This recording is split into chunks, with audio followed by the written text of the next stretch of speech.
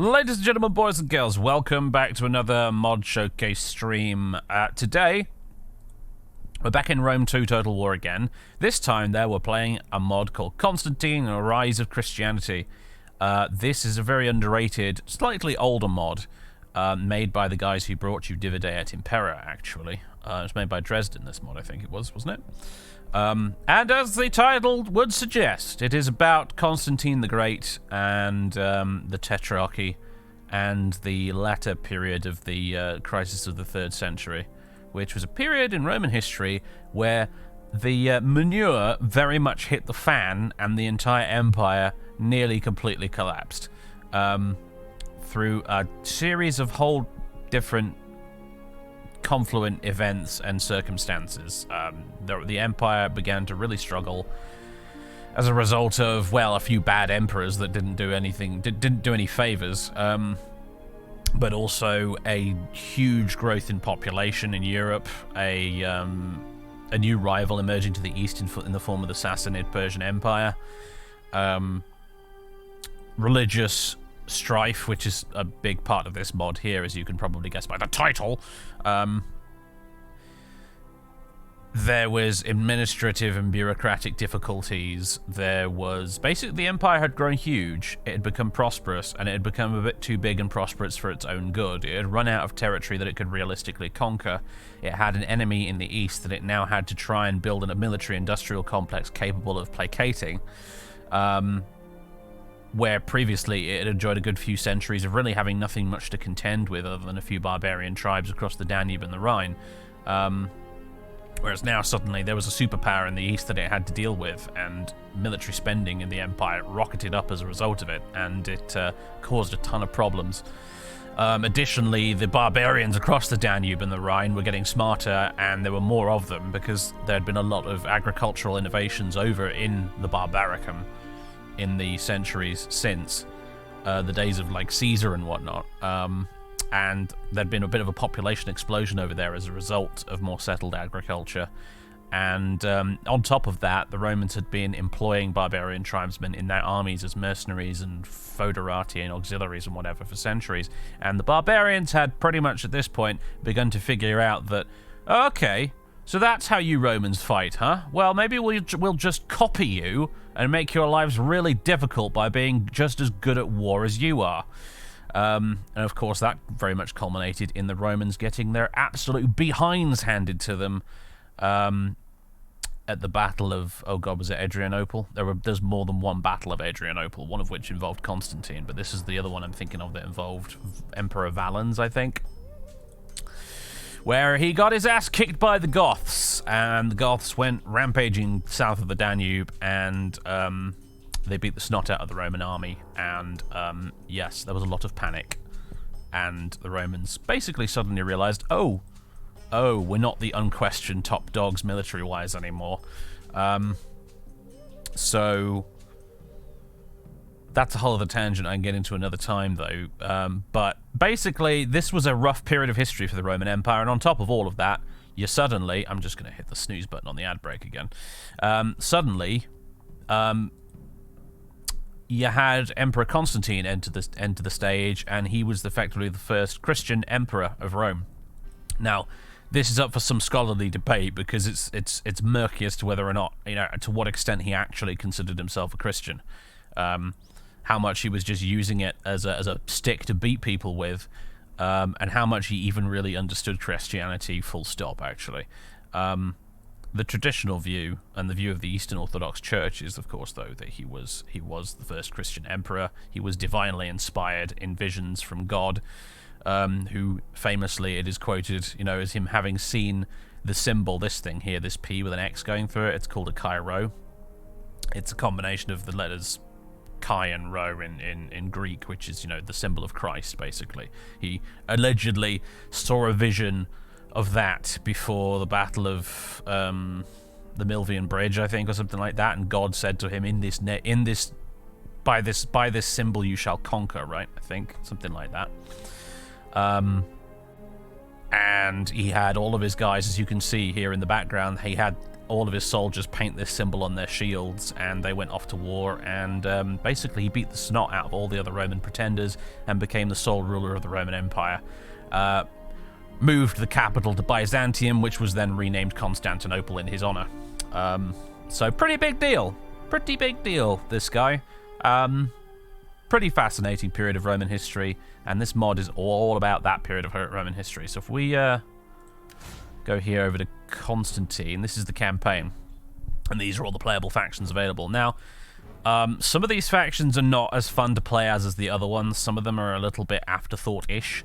This mod is kind of old, and I don't think it was ever really brought up to the standard of polish that one would expect from, say, Divide et Impera or some of the Attila mods. But the ones available are Maxentius Augustus. There's 4 Roman factions, basically, because this took place in a period known as the Tetrarchy, where Emperor Diocletian, basically, he had a really bright idea to try and fix the Roman Empire because it was constantly collapsing into civil war all the time, and he thought to himself, well, you know what if we divide it into 4 pieces? You've no doubt heard about how the Western and Eastern Roman Empire kind of divided in 2. Well, Diocletian tried it in quarters. You had 2 senior emperors, and then their sort of co-emperors, which were known as Caesars. And they each ruled a quarter of the empire. You had Gaul and Hispania and whatnot in the west. You had Italy, Carthage, and that in the middle. You had Greece, and then you had the east. And this did not work out very well in the long run. Diocletian actually stepped down as emperor. It's one of the very few, in fact possibly the only one who actually voluntarily stepped down as emperor and basically went into retirement. He ended up watching all of this chaos ensue in the result of his decision making. He watched it all happen, which is kind of fascinating.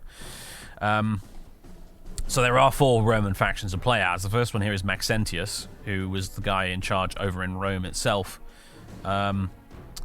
You've also got Licinius, who is over here in the east around Greece and Illyria and all that. Over to the furthest east, you've got Maximinius, who controls all this, and he has the Persians to contend with. And then, of course, you've got Constantinus Augustus himself. He's the guy we're going to be playing as today, because I think he's probably the most flashed-out faction in the mod, for obvious reasons.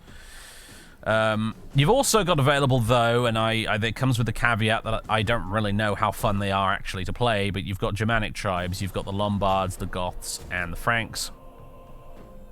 You've got Eastern empires, you've got the Sasanian Persian Empire, and you've got Armenia. You've got the Britannic tribes in the form of the Picts. You've got African kingdoms in the form of the Garamantians. You've got the Kindar over in Arabia. And you've got the Huns over way in the east. Right at the edge of the map. So, we're going to be playing as Constantine, though. I'll give you a little bit of the background here. In 293 AD, the Emperor Gaius Aurelius Valerius Diocletianus Augustus, mouthful, eh? Divided the Roman Empire into 4 parts, thus forming the Tetrarchy. The westernmost portion of this division is Britannia and Gallia. Hispania was added to these holdings by Constantinus when Maxentius arose in Italy and was declared Augustus in 306 AD. These areas are known for their valiant warriors. Indeed, many of Rome's legions have drawn upon these renowned soldiers for their ranks. Very hard campaign difficulty recommended, apparently. So I'll put that on hard, I guess. Flavius Valerius Aurelius Constantinus Augustus, Constantine, brackets, you have recently arose to the rank of Augustus by proclamation of your soldiers. Yes, he was proclaimed emperor by his own troops in the city of York, believe it or not. Eboracum, as it was known back then, but yes, there's good old York rearing its head again. Bunch of rowdy Yorkshiremen causing trouble again. When your father and former Augustus Constantius Chlorus died suddenly in 306 AD, you were the next logical choice to become Caesar under the replacement Western Augustus Severus. However, the Alemannic king Crocus and your legions declared you Augustus without the approval of the senior emperor Galerius. After accepting the lesser title of Caesar from Galerius, you have recently arose to become one of the 4 Augusti during this turbulent time following the death of Emperor Galerius in 311 AD. Yep. So, a little bonuses as these guys. We got Will to Power, +1 public order for every war against a neighboring faction, which is interesting. Fierce Warriors, plus 10% melee attack for all units during battles in enemy territory. Allegedly, Constantine's troops were quite fanatically zealous. They were the true, whether how much of this is actually true and how much of this is just poetic license from the historians of the era, we don't really know, but allegedly his Christian soldiers were fanatically zealous, and they carried a lot of his battles basically through their unbreakable morale. He also has claims the initiative, plus 10% charge bonus for all units when attacking. Merciful, minus 5% income from looting, and Uniting Force, moderate diplomatic bonus with all non-barbarian factions, cultural affinity. So this is rooted in some historical fact, actually, because Constantine didn't just declare war on the rest of the Roman Empire and go conquering it the whole thing. He played a lot of diplomatic, political games with the other emperors. He didn't fight them all at once. He kind of did a bit of dividing and conquering. So this kind of makes sense. And I guess the claims the initiative part makes sense because of it. He quite famously invaded Italy against the advice of basically everybody around him. All of his advisors and priests and soothsayers and stuff basically told him that there were bad omens and that marching into Italy was a super bad idea right now. And he said, "Screw you guys, I'm doing it anyway," and it worked out fantastically for him. So, which led a lot of people to kind of use a little bit of political spin to make it seem like, oh, he was divinely inspired by God. God told him it would be fine if he did it. So, you know, all that kind of stuff. Right. So let's do this. I'm not sure what the deal is with this little rocket-powered bird thing. It's kind of fun, though.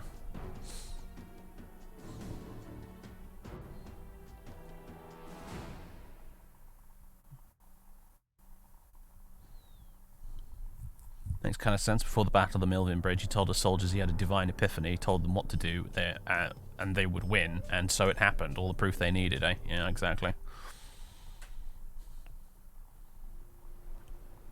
Should be a submod for Divide Impera. I'd love to have a lot of the Divide et Impera features kind of retrofitted into this mod. It would be really nice. Alright, you are Constantinus Augustus. You have recently raised to the rank of Augustus by proclamation of your soldiers in Britannia. When your father and former Augustus Constantius Chlorus died suddenly in 306 AD, you were the next logical choice to become Caesar under the replacement Western Augustus Severus. However, the Alemannic king Crocus and your legions declared you Augustus without the approval of the senior emperor Galerius. After accepting the lesser title of Caesar from Galerius, you recently arose to become one of the 4 Augusti during the turbulent time following the death of the Emperor Galerius in 311 AD. Your lands spread from Hispania through Gaul, but your base of power still lies on the British Isles. Right. Objective issued. War with Maxentius. It's time to take the fight to the usurper in Italia and cement your control of the West. So we want to control 45 settlements either by direct ownership or through client states and military allies. And we'll get a little tiny reward in the treasury for that. So this is what we've got. We've got the westernmost chunk of the empire right now. We've got Britain, we've got Gaul, we've got Spain, and a little bit of North Africa.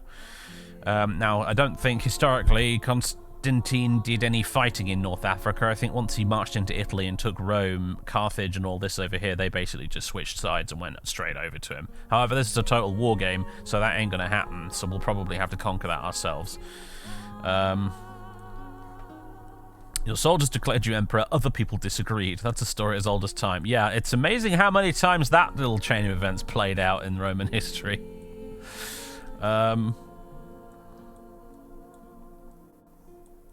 Yes, I've got a lot of men with swords who say I should be emperor. You've got a lot of men with swords who say that you should be emperor. Well, let's find out who gets to be emperor. So, we've got a lot of settlements to start off with. It's kind of overwhelming, actually, in a way to begin with. I think the main thing I want to probably concern myself with is how is public order? It looks okay, for the most part. We've got a decent chunk of income. We've got 8 grand in the bank to begin with. We probably want to think carefully about what we want to upgrade and where. initially, I think we have a problem of probably needing to fight over here, and unfortunately, though, I don't think there's a single barracks anywhere to be found in all of Spain and North Africa, which is going to make life a bit interesting. So... And there isn't population surplus to build anything in Africa either, so I guess we'd probably have to go over here to Carthago Nova and build something. So a field of Mars, a training field. I think we probably want a field of Mars. I would say. Yeah. Gonna get a barrack set up down here. Let's have a look at our armies. I think they're relatively small. I don't know to what extent we're going to have to deal with the barbarians across the Rhine. Because I don't know how aggressive these guys have been programmed to be in the mod. Just as an example of what I'm kind of referring to here is if you play Divide et Impera, for example, and you do the Mithridatic Wars campaign, which is another Roman Civil War campaign. In that, they deliberately programmed it so that the third-party factions like the barbarians and whatnot would not actually actively attack you very much, if at all, ever, because the focus of the campaign is supposed to be on the Roman Civil War. And this mod is made by Dresden, who also made Divide et Impera, I think. So I'm wondering if it's a similar deal here. Actually, we've got the Franks across the Rhine over here, but I don't know to what extent we're actually going to ever have to worry about the Franks. It's a bit of a question mark. So we can have a look at our units. Where is the man himself anyway? There he is. There's old Constantine. Flavius Augustus, Emperor. This Equites Domestici. So we've got the Roman army of this period is in a sort of transitional phase. It's moving away from the legions of old and more towards the military formations that would become common in the later empire. You've got Foederati, which were allied Germanic mercenaries, essentially, that fought in the armies of Rome. In exchange for sort of like land and money and things like that, they came over and fought for the Romans. So we've got a couple of units of Germanic heavy cavalry here. We've got Equites Promoti, which is cavalry of the line. The Romans in this latter period focused a hell of a lot more on cavalry than they had in the past. It's a big deal. As the centuries go by, obviously cavalry becomes a lot more important. Although a lot of people don't realize is that a lot of people are under the impression that in the Middle Ages, sort of around the Battle of Hastings, as soon as the stirrup came along, that's when cavalry suddenly went from being unimportant to being mega important. It actually didn't really quite go like that. It was more of a case of cavalry becoming steadily more and more important as the centuries went by. Because even in like the 6th century, Belisarius had a corps of cavalry that was incredibly vital to a lot of the battles that he won. He recognized the value of it very early on. We've got Cohorts Palatina, which are... It's got Praetorian Cohort written on there, but that's not really what they were. Diocletian actually abolished the Praetorian Guard because the Praetorian Guard were infamous for killing their own emperors. So Diocletian got rid of them. And you had the Palatine Guard instead, these guys, which were troops that... They were regular, like, proper infantry that fought in battles, but typically they marched in the army of the emperor himself. So that's kind of why they're here. We've got a Cohorts Aquila, which is basically a first cohort with the Legion's Eagle standard. We've got Legio Milites, legionary swordsmen, as the Comitatenses, which was like that was a later thing, was yet to fully mature. Vexallations or contingents from frontier legions and auxiliary cohorts remained the essential core of any Roman army. So one of the things Constantine did after he became sole emperor of the empire is he reorganized the military into basically two distinct branches. You had the Limitanae, and you had the Comitatenses, and the Limitanae were basically the frontier troops that garrisoned the border. They were typically more lightly armored. They had less in the way of equipment. They were more mobile, so they could go out and do scouting duties and things like that. And then you had the Comitatenses, which were mobile field armies that were located more towards the interior and they would march out and meet enemy threats in the field when they presented themselves and when they became, too much for the frontier garrisons to deal with. Whereas previously, a lot of the time, entire legions were stationed right up on the border, and Constantine changed all that. At the moment, at the time period this mod takes place, he hasn't really done that yet, so we've got a curious kind of mixture of troops to work with. We've got Legio Hastati here, which is legionary spearmen. It should be noted that by this point in history, the Romans had ceased to use the iconic short sword gladius. Their troops were now armed with a mixture of weapons, and mostly it was either a spatha, which was a longsword, or they were armed with spears. And actually, typically the way they fought was that actually they would have formations of troops with mixed weapons. They'd have like the first couple of ranks would be armed with spears, and then the guys behind them would be armed with swords. And those guys in turn would be armed with a mixture of javelins for throwing at the enemy, and also these things called plumbataria, which were sort of metal darts about yay long, sort of fletched at one end a little bit, kind of, and you chucked them in through them, and they were weighted, and they could do quite a bit of damage when they hit someone. The old iconic pilum with the bendy end of it, that had long since gone out of use by this point.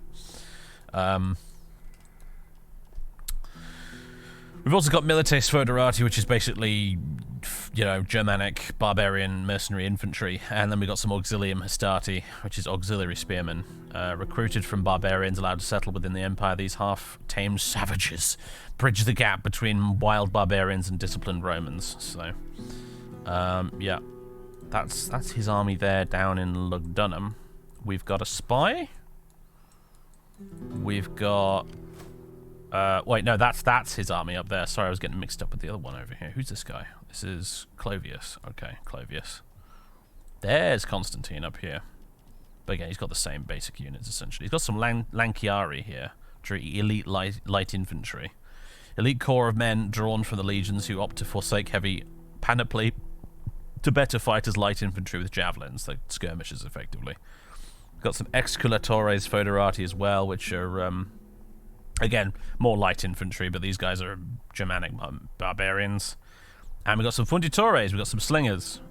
Slingers very much still in active use at this period of history. With lead bullets as well. The Romans equipped them with lead bullets instead of just stones. And they were very, very lethal. Why are you not a historian? Because I never studied it officially. I never went to a university and studied history. I probably should have, but at the time I was too young and stupid to realise that that's what my true calling probably should have been. So instead I just read books as a hobby. So. And you should therefore take everything I say with a pinch of salt, by the way, because like the shit I spew has not been peer reviewed. I'm just chucking out stuff that I remember reading at some point. It's not it's not to be taken as gospel. I'm probably getting plenty of it wrong. Why not go now? Because money, my dude. University's expensive in the UK.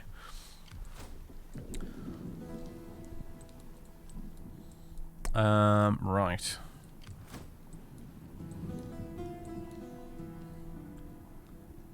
What would you have wanted to specialise in if you had gone to university? I have no idea, my friend. No idea. I did go to university. I went to art school. I went to Norwich University of the Arts, where I studied game development and hated it and left after 2 years. So I got saddled with lots of debt, a couple of certificates and no degree, because I was basically young and stupid and didn't really know what actually I wanted to do at the time. But basically everybody in my life had told me, you should go to university, you're smart, you should go to uni. And so I was like, okay, I guess I will, without really knowing what I actually wanted to do there.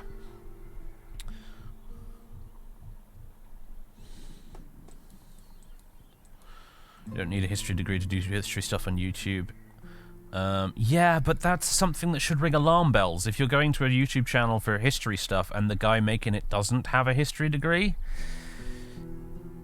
that should light a caution bulb for you, if I'm honest with you, because there is a reason people do study history properly at universities, and it's not just like a rubber stamp thing that says, oh, you're a history person, and we officially say you are. Like, you do actually learn really important shit at university. I know just enough about history and also historiography to know that I know way less than I think I know. In other words.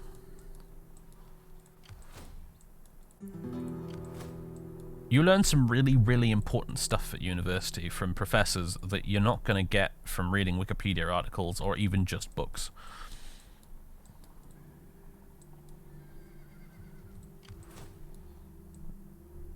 And people dismiss that because they think it's snobbish, and it really isn't snobbish, it's just fact. So...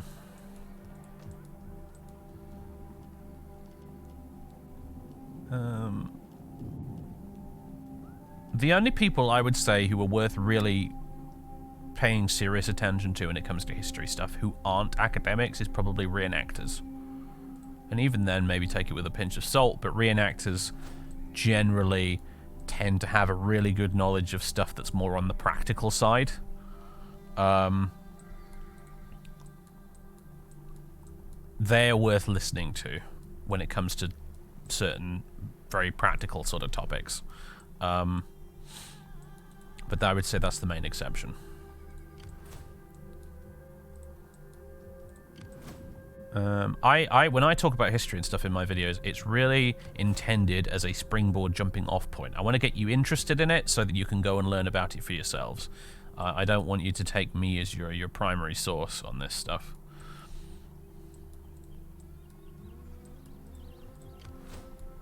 Right. Well, we're going to want to invade Italy. I think that's the main thing. Question is, where are our barracks based at the moment? I feel like we don't have nearly enough of the damn things. So we've got an auxiliary camp in Lugdunum, and in Augusta Trevorum we have a basic barracks, which we could upgrade to an expanded barracks if we wanted to. You get a big public order debuff from doing that, though, don't you? That's interesting. Colonia Agrippina up there. We've got a small garrison there, who I don't really want to move, I don't think, because I am a little bit scared of the Franks. Meanwhile, over in Britannia, we've got Londinium, with a small army there led by somebody called Brutius. Plenty of barracks in Britannia at the moment. This is all one province, it looks like. There's a borough come up there. That's good old York. The very small army just up there. And then you've got the Picts just over the border there. I think we really care about them too much, but again, I'm afraid to move these troops away in case the Picts just actually do decide to come rampaging over Hadrian's Wall. That would not be good. If they did that, it would not be good at all. So actually, I think you're going to stay here for a turn or two, I think, at least, or Constantine, because I need to recruit you some more troops, I think. Some Equites Palatina would be pretty sick, actually. They're going to be probably quite good. Some horse archers would not be bad. Just a unit of them to harass the enemy with. And... I mean... what have you got? You've got a couple of units of spearmen. We could get some Legio Comitatus Astati, which are elite legionary spearmen. I could get some more Cohors Palatina. I feel like Cohors Palatina would be more appropriate for Constantine's own army. Do you know what, though, actually? Some more slingers. Not a bad idea. And that's about all we can recruit this turn. Okay, so one unit of Palatine legionaries, more slingers, some horse archers, and a unit of Palatine Guard cavalry. Okay, that looks good to me. What about you down here, old Clovius? What can we recruit for you, my man? Stuff not quite as good in quality, I imagine.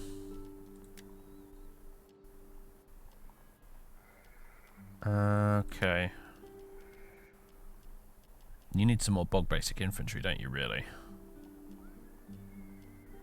Equites auxiliaries. Which is better between auxiliary equites and the foederati? Out of curiosity. The foederati are definitely better armoured.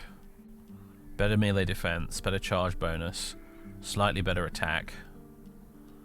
And yet they're cheaper. The morale's the same. Their abilities at the bottom seem to be a bit different. They've got a better charge bonus. I don't see why we shouldn't be using... I'm not sure what the argument for using the auxiliaries is. Because the foederati just seem to be better. Weird. I'll get a unit of them then. Milites foederati. And Legio milites. Okay, they're definitely not as good as the Legio milites. A little bit better in terms of charge bonus, but that's about all they've got going for them, I think. Slightly better weapon damage as well, I guess. Yeah, that'll do. And then... what else can we chuck in there?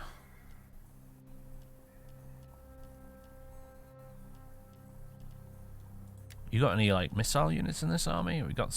no, not really, actually. Okay, well, in that case... some slingers. Just beef up that army a little bit. And I don't think we have any armies down here, do we? Oh, wait, no, I tell a lie. We have this one very small one here in Toletum. Let's move you down towards Carthago Nova. Also, can we force march in this mod? Hell yeah, we can. Well, doesn't really matter right now, but yeah. Hang on a minute, let me just see. Does it have the same effect? Plus 0% campaign movement range. Okay. Force march doesn't really work in this mod.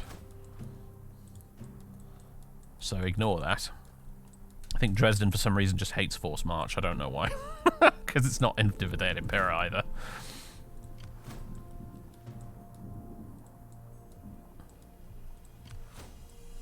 Okay, so we got troops recruited. I've got no more money to spend left this turn. So let's just hit end turn and see what happens. I imagine old Maxentius is probably going to come marching up through the Alps, actually, to attack us, because his AI is probably feeling a little aggressive, and we've got this one little town here that is just dangling its dingleberries right in front of his face, and I imagine he's probably going to go straight for that. So, we'll see what happens, I guess. Not researching any technologies. Oh, edicts and all that kind of crap as well. Alright, I almost forgot. Let's see. What's our, like, most valuable province right now? What's making us the most money?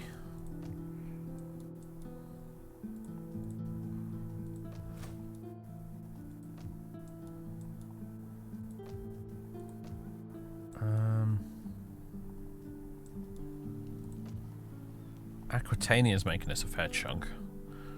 So... tax harvesting? Sure. How many more edicts can we do? We can do 3. So... Celtica. We don't have any public order issues right now, which is kind of nice. I don't know how long it'll stay that way, though.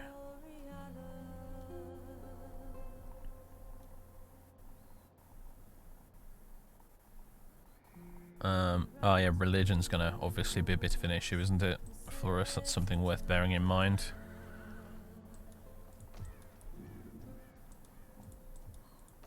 Yeah, that whole Christianity thing.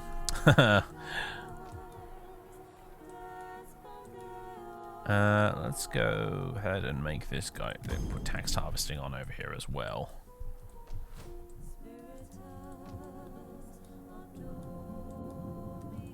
And Celtica. Where's that next one that's making quite a bit of money? Ah, Belgica. Tax harvesting up there as well. More money. More money, please. Christianity? Oh, I'll never catch on. I know, right? Surely not. Okay, I think we start off with a lot of the tech tree already researched, which kind of makes sense, I suppose, when you think about it. Question is, what do we want to go for? There's a lot of choices.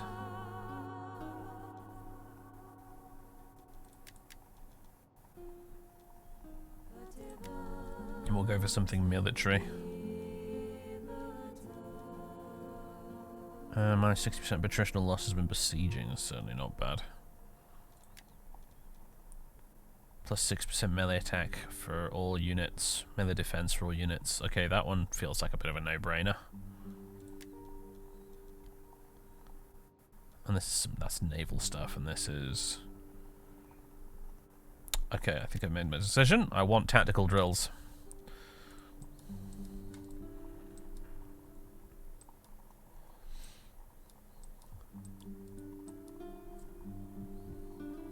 Gold mine in Aquitaine is a moneymaker. Oh, is there a gold mine in Aquitaine? Oh yeah, there is, over at Varicum. Haha. Yeah, that'll certainly make us some dosh.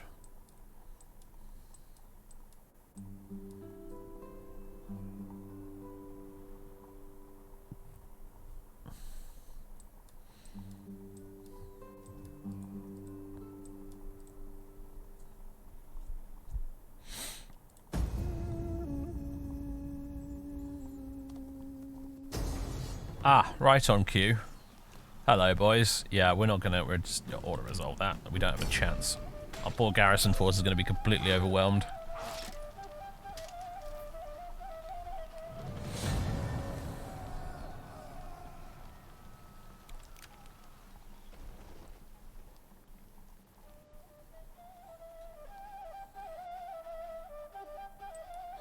Alright, new party formed. Ah. The famous Brutius, a prominent character in all factions, decided to split off from their party and form a new one, the House of Aurelia. Interesting. Army destroyed. Our garrison army got wiped out. Edict issued. Ah, yeah. Our edict. Settlement lost. All the new recruits. War declared. Ebdani versus the Picts. Okay, the Irish and the Picts are having a go at each other, it looks like. What else is new? Okay.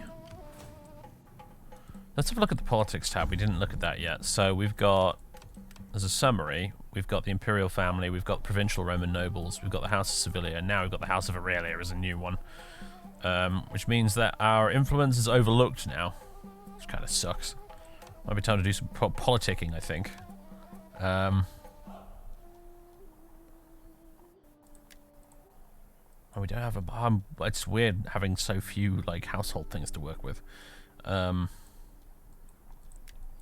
Back at the start of the campaign again. We should probably find you a wife, me old man. There you go.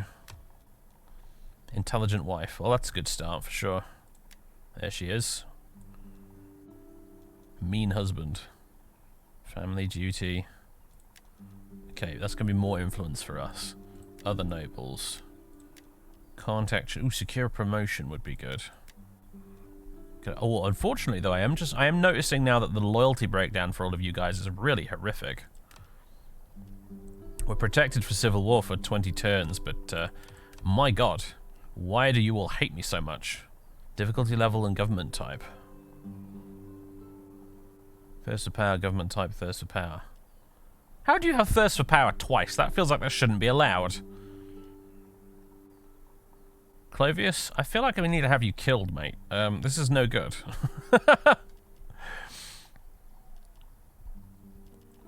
House of Aurelia.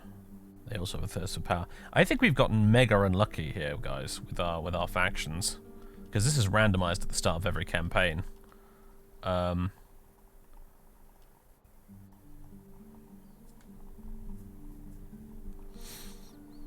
That is, yeah, that's going to be interesting to try and deal with.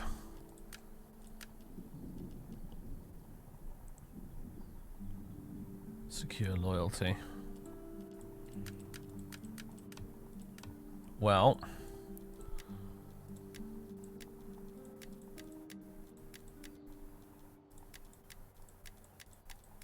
we need to make them happy somehow. We can give them things to do, or at least we would be able to if anybody had any damn gravitas. Oh, you guys are all commanding armies, which actually means you can't do any of this stuff, which is unhelpful. Okay, well, I don't know initially how we're going to deal with this, but it's going to be problematic, that's for sure.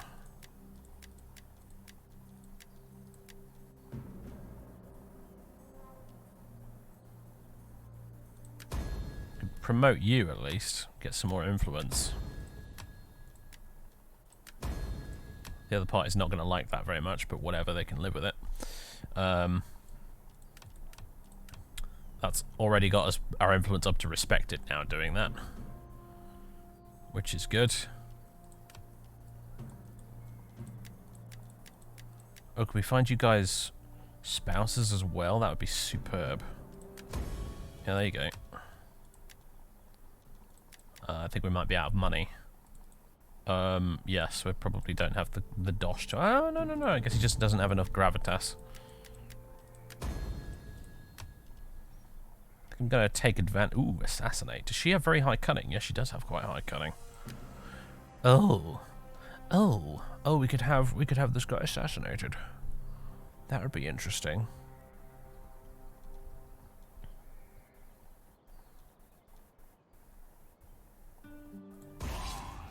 There we go. Could have someone from the Imperial family take over. What are their traits like?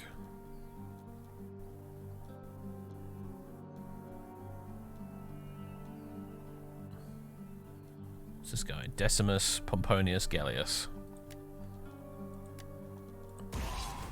Congratulations, you're now in charge. Has that eliminated a faction now? Hopefully it has. No, it didn't. It's just generated somebody new to replace him.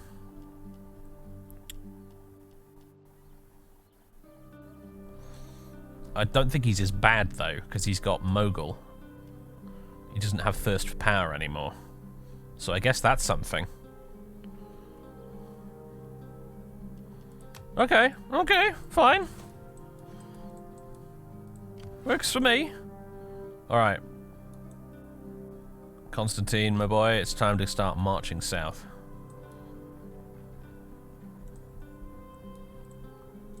Milado. Let's get the spy over here to check out what's going on. Who's this? Maxentius Augustus Legio X Gemina, led by Lucius Papirius Cursor, apparently. That's this guy's name. What's his army like? Very similar to ours, really. Although he's got some Equites Maori and Exculatores Maori from North Africa. Interesting. I think we should have you guys move up here and meet up with old Constantine.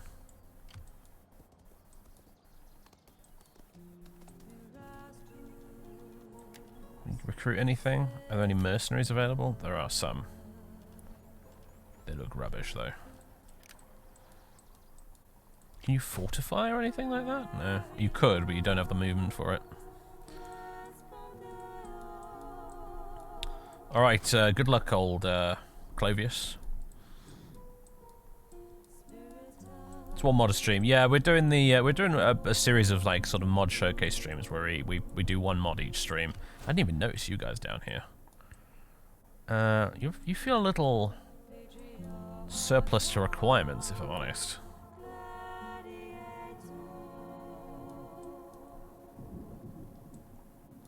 I don't think we need you guys, to be honest. Yeah, I don't think we do.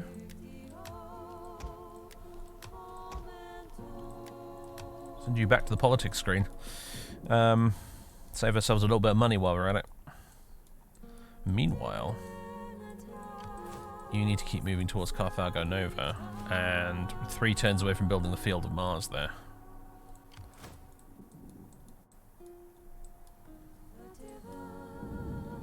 This intrigue is making you want to see some CK2 or CK3. So there's a CK3 mod I really need to try out at some point. I keep forgetting what it's called. Fallen Eagles or something like that. I don't really remember. But it's a CK3 total conversion mod that sets the game in the late Roman period. So, you know, you got most of Europe unified under the Roman banner, and you can do all your intriguing and politicking within the Roman Empire. The Fallen Eagle it's called. Thanks Dr. Fat. That mod I really super duper want to check out, because it seems right up my alley. I like CK3's sort of default time period that it's in, but I have always found the late Roman Empire just that smidge more interesting than the Middle Ages. And I'm really curious to see what that's like. Unfortunately, it will require me to relearn how to play CK3 again practically from scratch, which is the main thing that puts me off, because learning Paradox games requires a bit of effort. So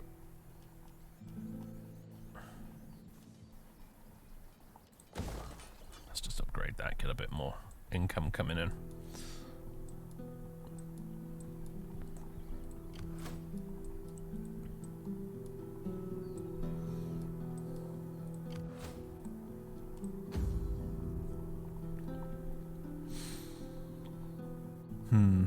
The minus 15 from our difficulty level is kind of kicking us in the nuts, isn't it, a bit? Luckily we are protected from civil war, but for now, but it's just... This all looks like a powder keg waiting to go kaboom, especially this motherfucker right here. Can we get him killed off, Clovius? I mean, we're kind of using him right now. Clovius is over here. Maybe I could get Clovius killed in battle. That would be an excellent idea. That'd be grand, now I think about it. Why assassinate him when I can just try and get him, you know, stuck on the end of a spear point somewhere?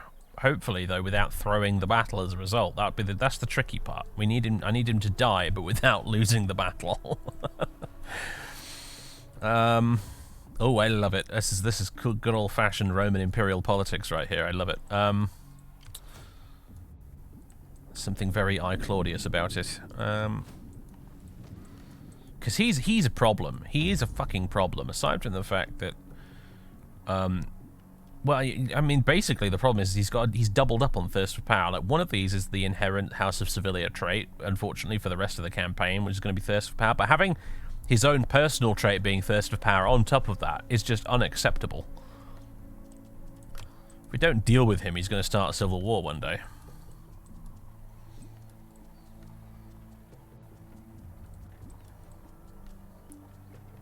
I think we can end turn for now. Wonder what Maxentius is going to do.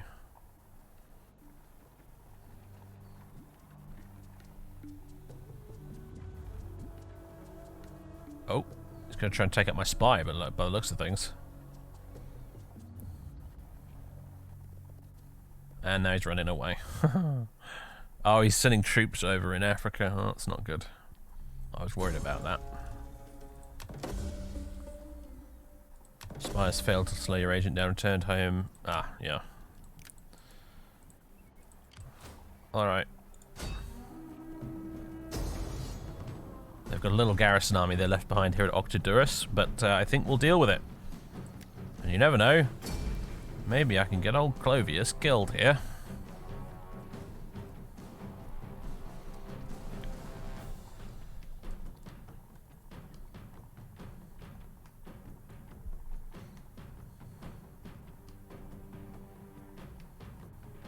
Heroic charge time, yes.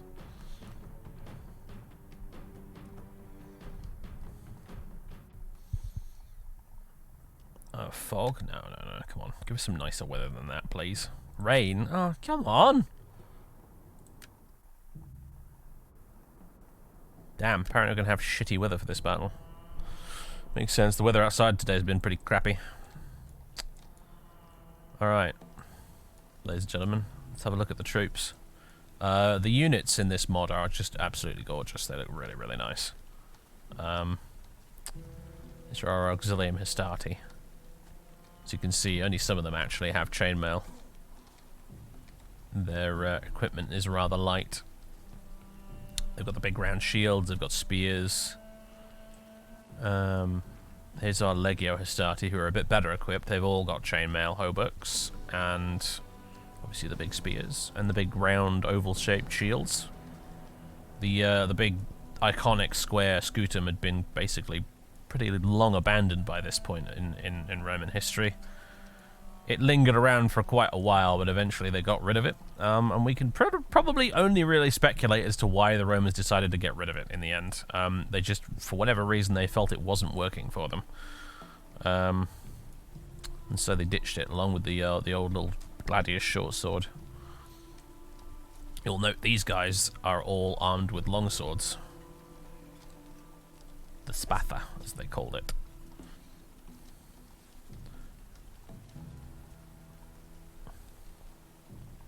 And everybody's wearing trousers too. That's another thing. The evolution of trousers within the Roman Empire is a fascinating bit of fashion history, in its own right, frankly. Yeah, yeah. As you can see, these guys are all wearing trousers. And then we've got Cohors Palatina. This is Constantine's own boys, and as you can see, they've got the Cairo painted on their shields, as they allegedly did. Barbarians, yes, well, they adopted trousers relatively early on, but it was a military-only thing, is the curious thing about it. It was considered a part of military uniform, and in fact, for quite a while, some Roman emperors actually banned civilians from wearing trousers. It was not permitted. You were only allowed to wear trousers if you were a soldier.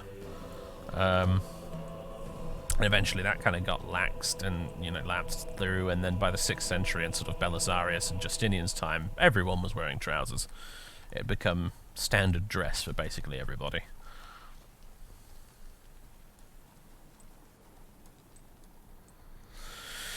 Anyway, there's the town over there. Let's get everybody set up, shall we? I'm going to see if I can try and set this up in a vague approximation of how they would have actually fought here. And admittedly, in order to do that, we actually are going to need more spearmen in future. But kind of the way this worked... Oh, you're not going to let me spread this out properly, though, if you're in shield wall, am I? You're forced to be in these little annoying squares. But kind of the way it would have worked, as far as I understand it at least... is that... Oh, right, we got the first cohort as well, actually. Sword followers! We await your command. Let's have the first cohort over here on the left. I can't remember if they're supposed to be positioned on the left or the right. Excuse me. I always forget that. It's a unit of Foederati on the right here. And then we've got our cavalry. I'll have them in reserve at the back. Got the slingers. I think I'll pop them out in front for now, actually. And I guess I'll have the Cohors Palatina at the back in reserve. And then Clovius himself, who I'm going to pop over here for the moment. I'm hoping I can try and find a way to get this guy killed today. Really hoping I can make him die. Where is he anyway? There he is. There's Clovius himself. You rabble-rousing problem causer. You don't get to see all the lovely bright colours because of the terrible, terrible weather, unfortunately. But here they all are. Here are our Foederati. Our Germanic mercenary infantry, effectively. As you can see, the equipment between them and the Romans, I mean, it's incredibly similar by this point in history. The barbarians and the Romans are dressing and fighting in virtually the same damn way. I mean, there's some few differences. As you can see, these guys have different-looking shields, which, look a little bit more in tune with what you'd expect from the Vikings in later centuries, for example. But, by and large, they're wearing the same helmets, they're wearing the same armor, they're using the same weapons. Anyway, we got... I've lined this up basically in the way that I think these guys generally fought, which was basically the first... It's not quite like this. As I said, these units, they had a mixed weapon loadout in real life, which is just fiendishly difficult to replicate in a total war game, unfortunately, just because of the way these games work. But the way essentially it worked is the first couple of ranks, they had spears. Everybody behind them, these guys back here, they had swords. And everybody would be armed with a mix of javelins or plumbatari, which are those big darts I told you about. And they'd fight as a formation with this sort of mixed loadout of weapons.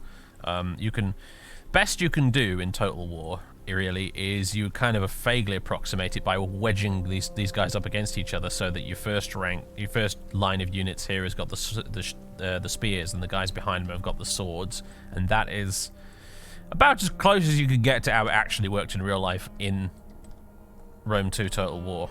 So, Here's our cav in the back as well, by the way. I think we've had a look at these guys. These are our Equites Promoti.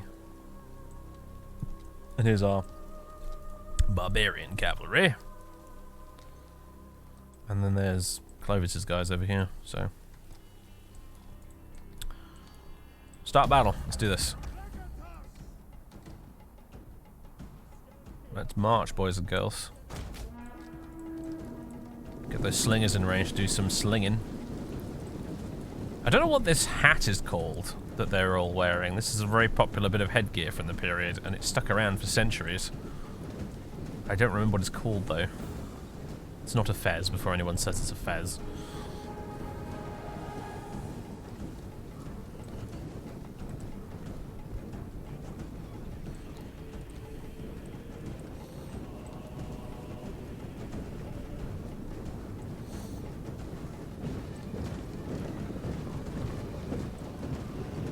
There's the bad guys over there. The poor unfortunates Maxentius has left behind to guard this place.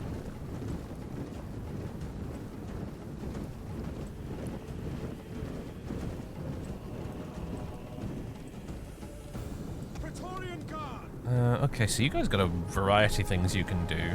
Cavalry counter tactics. Shield wall, attacking testudo, defensive testudo. Legionary cohort. And steady as well. Armor melee defense, exertion fatigue. At your service. Legionary cohort. Eagle cohort. Interestingly, Eagle cohort can only do attacking testudo and nothing else. That's kind of weird.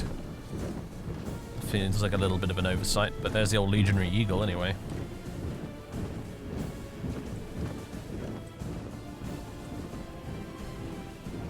It's all soggy.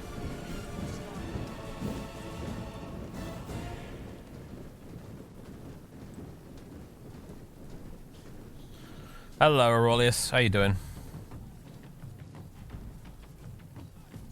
Mixed up news would be interesting in these games, yeah. Because it would allow you to do loads of cool things, like, you know, the Persian Barabara, or whatever they were called, who had a similar thing going on, where you'd have a front rank of guys with big tower shields and spears, and then the guys immediately behind them are armed with bows, and they'd sort of shoot over or past the shields at the enemy, while being protected by that wall in front of them.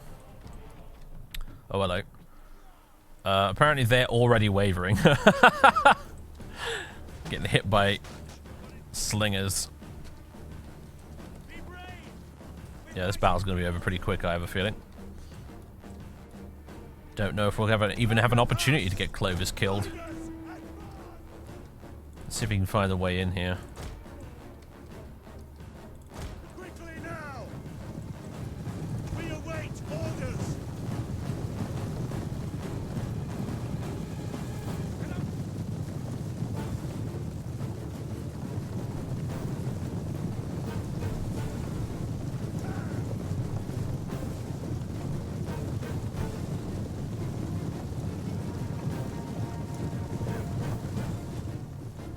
Alright, Clovis, my boy.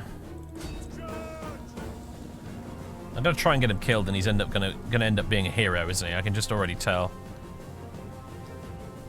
Our general is under attack. This is gonna be the one general I want to die and who will absolutely refuse to.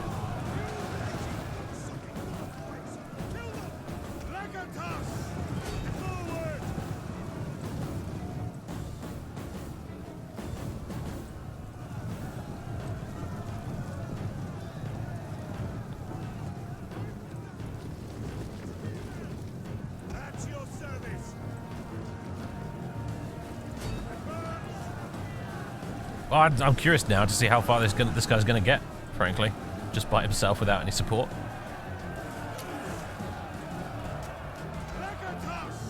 What's he able to do? Inspire? I mean, he's capturing the banner in the middle. It's just damn it.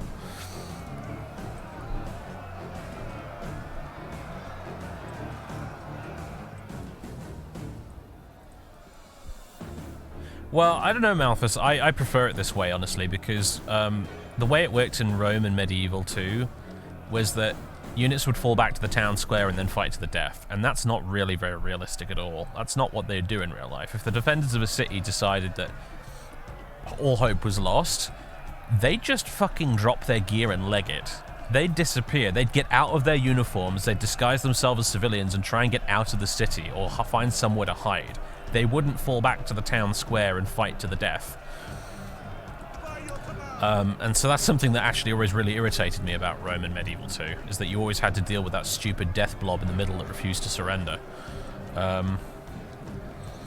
Whereas you don't have to deal with that in the later games, which I think is good. Ooh. Wait, no. I was looking at the wrong guy there. I thought Clovis was wavering, but he's not. Stupid bastard's winning.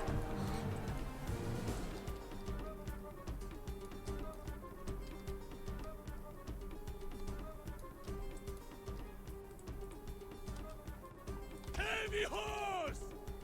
Melee cavalry ready! Where am I? Let's send some of the foederati around to the other end.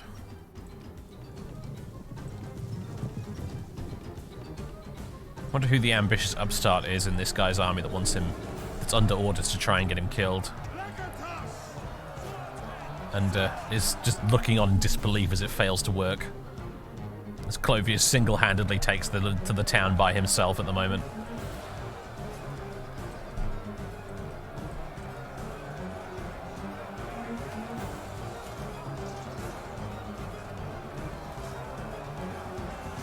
Maybe we'll have to have Clovis assassinated after all, huh? Assuming his cunning is low enough. We're lucky we managed to get a character in our political party that actually has high cunning right off the bat, really, I suppose.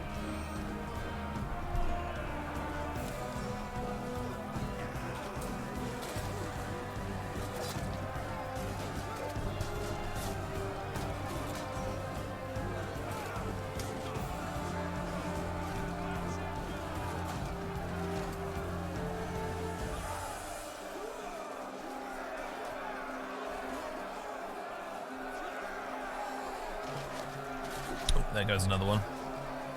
Where's Clovis, anyway? Looking for a guy with a funny helmet and a sword instead of a spear.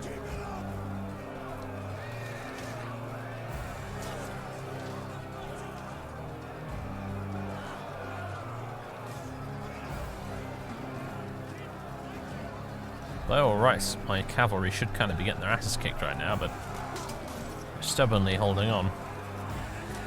There he is. There's Clovis. He does have some blood spattered over him. Somebody kill that man.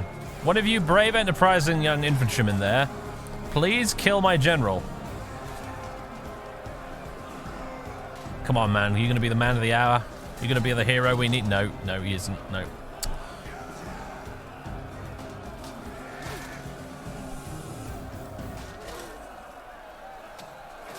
Come on, man.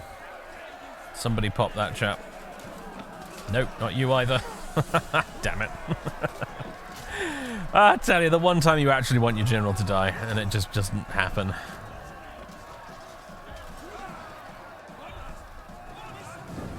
Yeah, that's it, victory.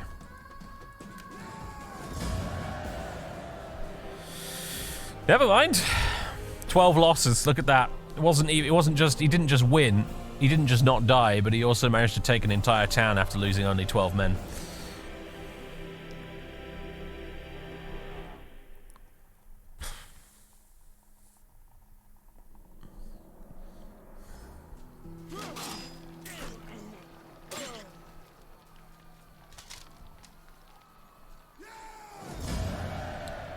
Alright, we'll just occupy it.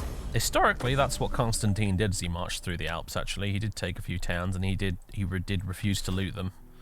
So I guess we might as well stick to that.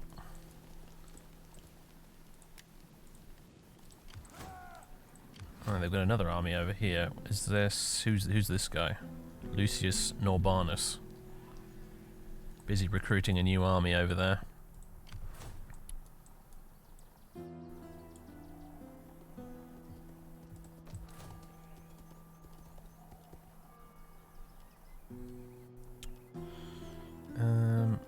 What's their religion like here? Oh, it's, yeah. Christian culture very low. Alright, well, you know what? You know what that means? Time to build some churches. Let's make like Justinian and just start building churches everywhere. Gotta do what we gotta do. Recruiting a dignitary might not be a terrible idea as well, actually.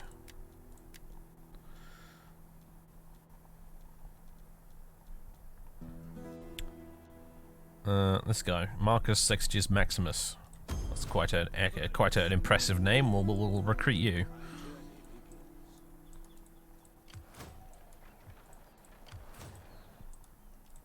Let's go to the politics tab. Characters.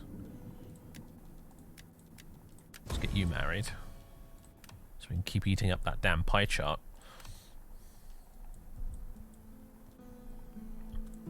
Maybe think about getting some of these guys married as well, because they do. If you do give a spouse to another family's, another faction's family members, they do appreciate it. You do get a loyalty buff from that. So, there he is. There's the man, Clovius.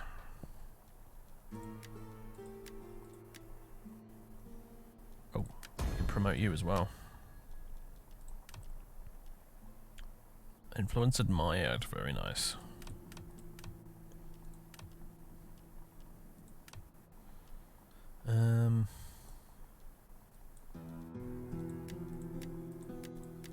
Who's the one with the really high? It's you, Salonia.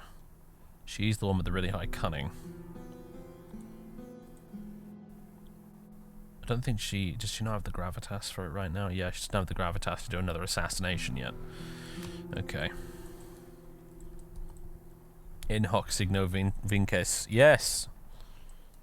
In this sign you shall conquer, or whatever it translates as. I forget exactly. Referring very specifically to this sign right here.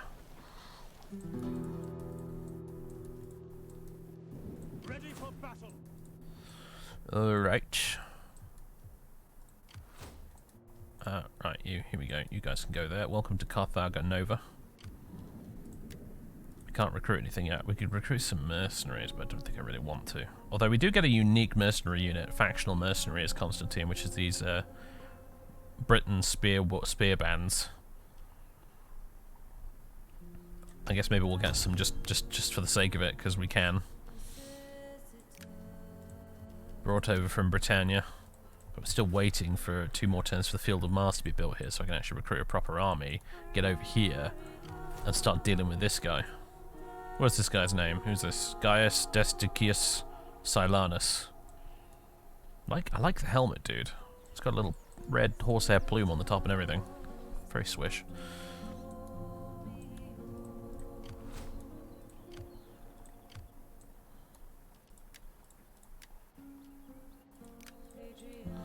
Alright, intern. Oh, Clovis is leveled up, I see. Fine, you git.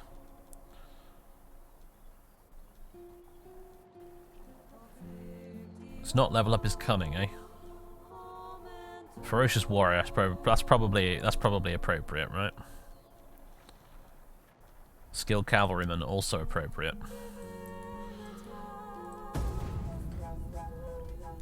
Missed the feature to rename cities and individual units. Yeah. I don't remember when they did the individual units thing. I think that was an Empire Total War thing, wasn't it? Renaming individual units. But yeah, renaming cities was fun.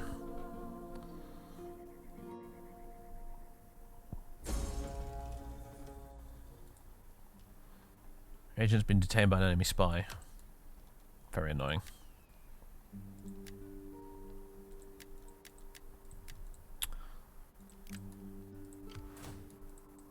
Alright. Constantine Milado. What's Mediolanum's garrison like? It's pretty hefty, actually.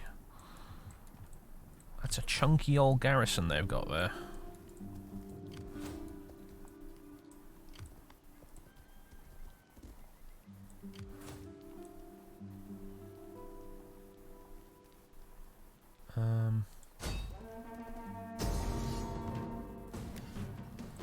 Okay, that's oh, damn it. I really wanted to bring Clovius closer to this, but it won't let me. Hopefully we can get through this without taking too many annoying casualties.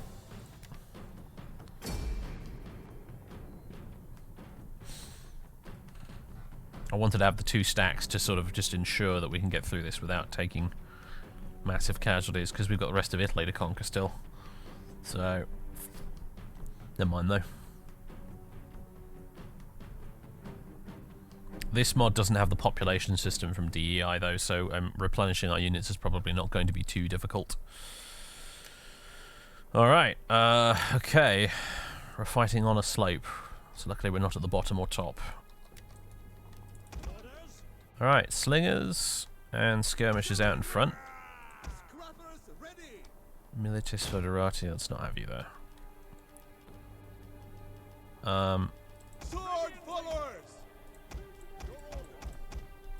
Let's see, how do I want to lay this out?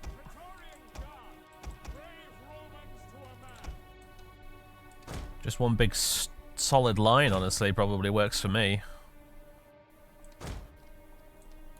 I think that'll be fine.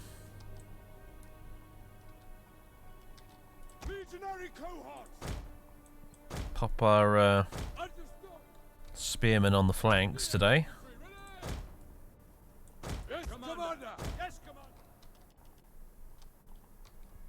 And we can have some of the Foederati in reserve, I suppose.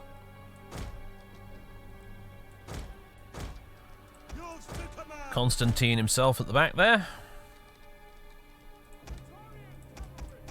And we'll line up all our cavalry at the back too, I think. Like so. Except for our cavalry archers. They can be out here on the left flank. I think that more or less works for me. I do like this sort of time commander's view here. Handy. Alright. We're watching you. Let's have a little look at the guys. Looking very resplendent in the nice sunlight now instead of the horrible rain. You dislike the population system? I don't. I think it's great. I really don't like Total War not having a population system. In fact, I almost consider it a requirement. Because otherwise you can just recruit limitless amounts of the most elite tier unit in your entire roster and just make Doom stacks. And see also Total War Warhammer, where people make Doom stacks all the time because there's nothing stopping them from doing it. Unless you're playing as Bretonia. That's pretty much the only faction that actually has some kind of mechanic that stops you from doing that. Medieval 2 had a whole smart thing going on whereby like certain units only became available to recruit every X number of turns. But I like the tiered population system from DEI more. I find it a bit more elegant. Siriondil, thank you very much for 44 months of subbage, by the way. Apparently I missed that notification there.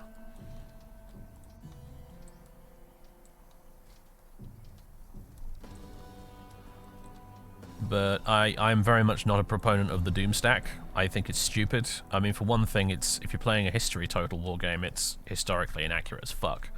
But also, it makes the game less fun. It makes it easier if you can just take the one broken best unit in your entire roster and spam it at everybody. I think that's dumb. Like, that removes a lot of the game's challenge. And you're playing against an AI that's, you know, about as challenging as a cripple in a fist fight anyway. Why the hell would you make it even easier for yourself by removing any kind of population system and thereby allowing yourself to spam the most broken unit? I don't get it. Fundamentally, just don't fucking understand why people have a problem with it. I guess there is always that player that wants to play the game the most broken way possible and doesn't care, but that ain't me.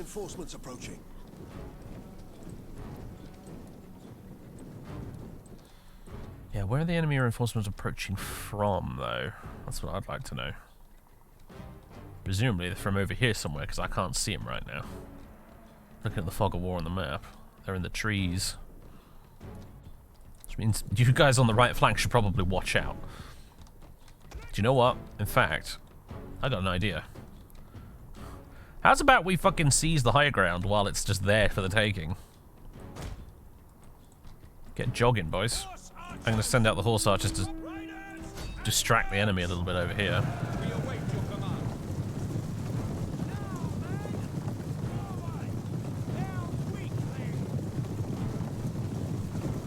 The power gaming.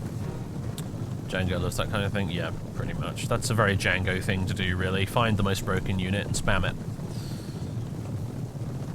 It's pretty much exactly how he plays Empire at War, in fact.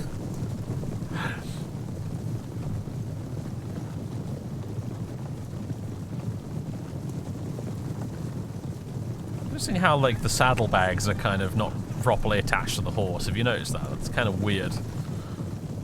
Doesn't look right.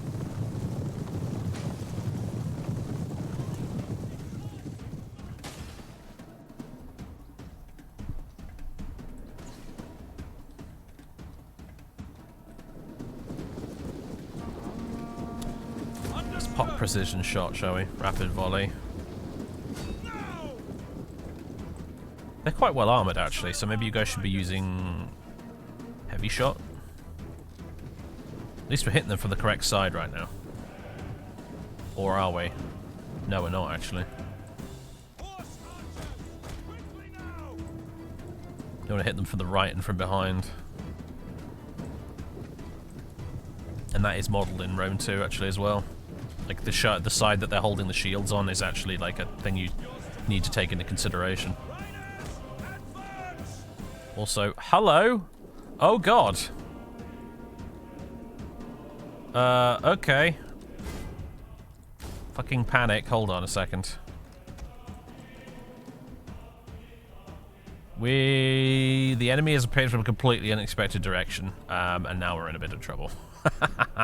Very good. Everybody, panic! I was convinced they were coming from that way for some reason. Oops.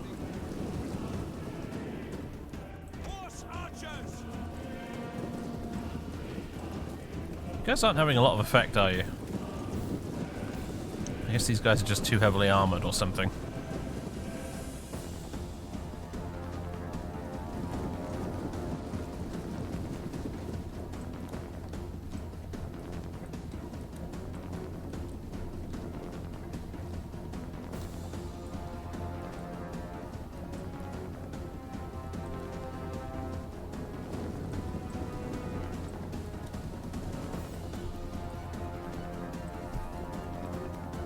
Look at these guys run. Missiles ready and waiting. As you command.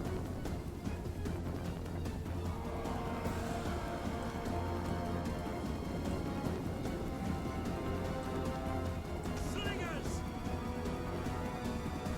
Orders understood. Orders.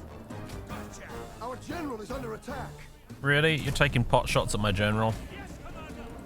You savages. Oh boy, these guys are not having a good time, are they? They're already running away. Spears.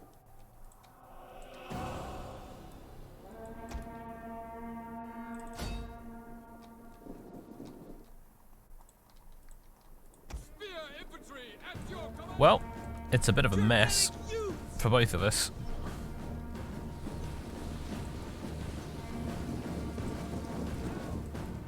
We hunger for blood and battle. Ready for orders. Oh, these guys up here, Legio Militares, Auxilium Militares. Try and do some damage to them.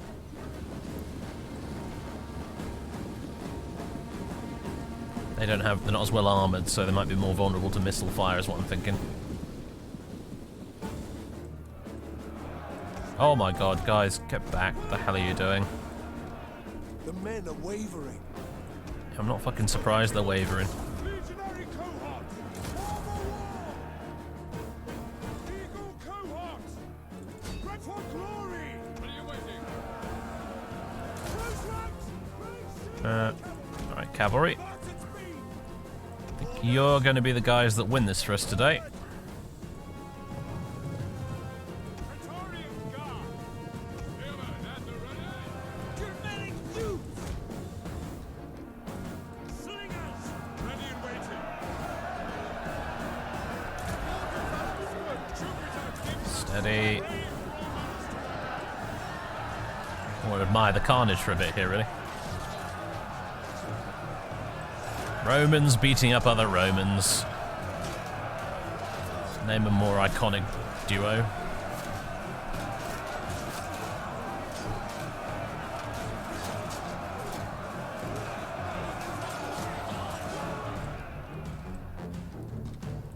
Heavy horse! Missile infantry ready! Melee commander waiting on battle ready! Proud Romans all! Double Guys are like there. Javelin men! And speed! Brave Romans to a man. You guys still shooting your arrows into the backs of these guys and having virtually no effect. Legionary cavalry! We await your command. Heavy horse! Your orders? Yours, Brian. Melee troops! Praetorian guard! Advance at speed! Alright. Romans ready for duty. Legionary cavalry! Let's get a charge into the backs of these boys. The battles seem to take place at a relatively slow speed, don't they, in this mod? It's weird, though, because sometimes you see units break very, very quickly, but a lot of the time in melee they don't tend to do that. Praetorian guard! Ready for orders! Jupiter gives us strength! Praetorian And then it's going over here. legionary cavalry! I'm going to cycle charge here a bit. Let's have you guys shoot at something else for the moment. Shaken. See if we can make them a little stirred this time.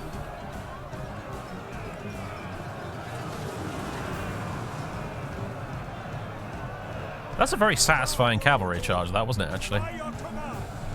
Just to watch, I mean. A lot of dudes went flying. Melee horsemen.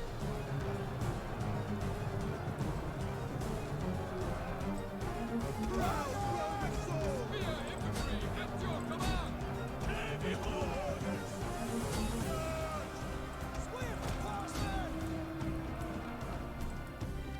Right, looks like we've got this more or less in the bag so far. Ready. But yeah, they definitely were taking pot shots at old Constantine, weren't they? There he is, by the way. There's the man of the hour. Brave Romans to a man.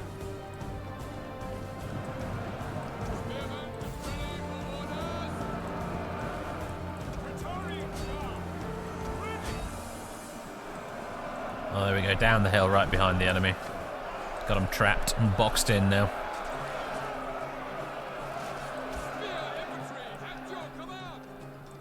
Horse archers! Prepare to engage! Right, horse archers, you can start chasing down the enemy there.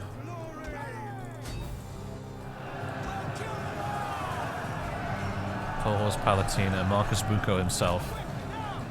They're going to be a tough nut to crack. Legionary cavalry! Legionary cohort! 2 for 1! Ooh, javelins right in the flank.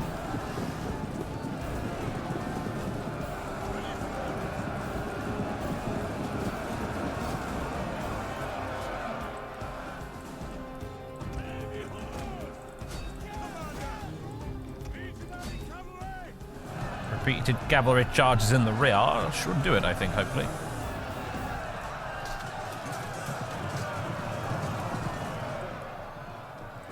Do you guys want to speed up a little? Come on.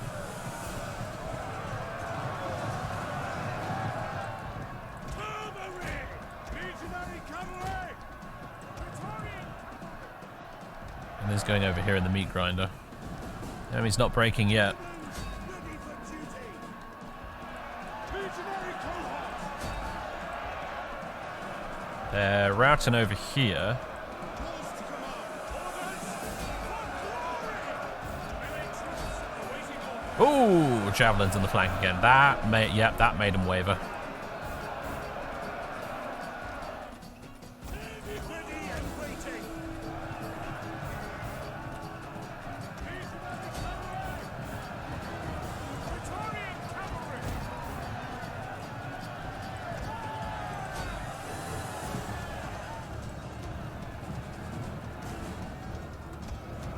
Horse archers, you can, yeah, go chase them down.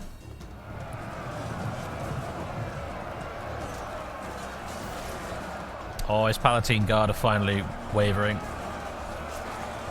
They held out like heroes, though. I gotta say, like you know, they're the enemy, but man, I respect them. They fought almost to the death. Repeated cavalry charges in the rear, and they were just holding on. True Romans to a man.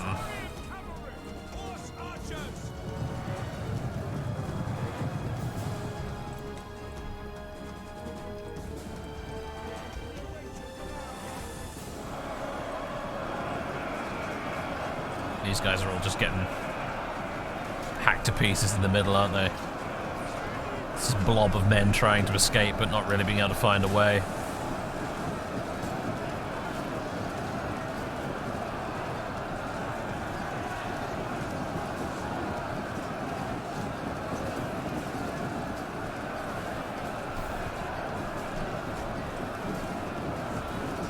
Which do you prefer, Rome 2 or Rome Remake? Honestly, these days, man, well, I don't know. It's hard to say because Rome Remastered is a more flexible modding platform. Like, there's a lot going on for it in the terms of mods, but I enjoy playing Rome 2 a lot more these days, to be honest with you. There's a lot of things about the old Rome Total War engine that I don't like, that I just sort of put up with over the years. But these days I kind of struggle with a little bit.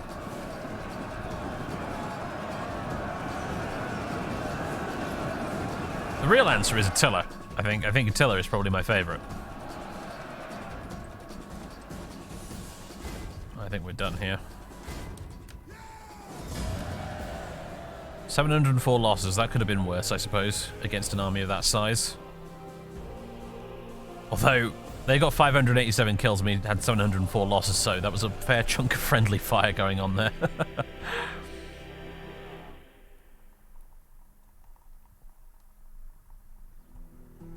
Overall loss is pretty low, though. It was spread out between all of our units. Brilliant. Enslave captives? Kill or release? I'm going to go with release.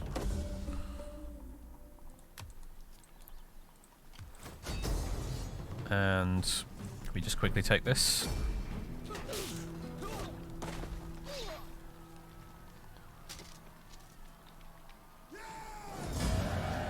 And we will not loot it, we'll just occupy. Alright, Legio 1 Minerva. Military Traditions, rank 2. Sweet. So what do we want to give these guys? Vanguard Legion. Vanguard Legion would be very appropriate.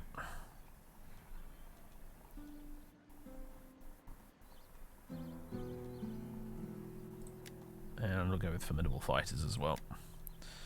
And as for Constantine himself, rightful sovereign would be a natural choice, would it not? And Unwavering Patriot +2 religious conversion. I mean, that's maybe not the best choice available out of everything here, but it is so appropriate for Constantine, so we're going to take that. Right. Mr. Spy, go forth and figure out where the rest of Maxentius's boys are. Oh, hello, there's some of them. Do a bit of army sabotage. Not a very good chance of success, but we'll take a crack at it anyway. Failure, yeah. Where's the dignitary I recruited? There he is. Oh, a spy leveled up at least.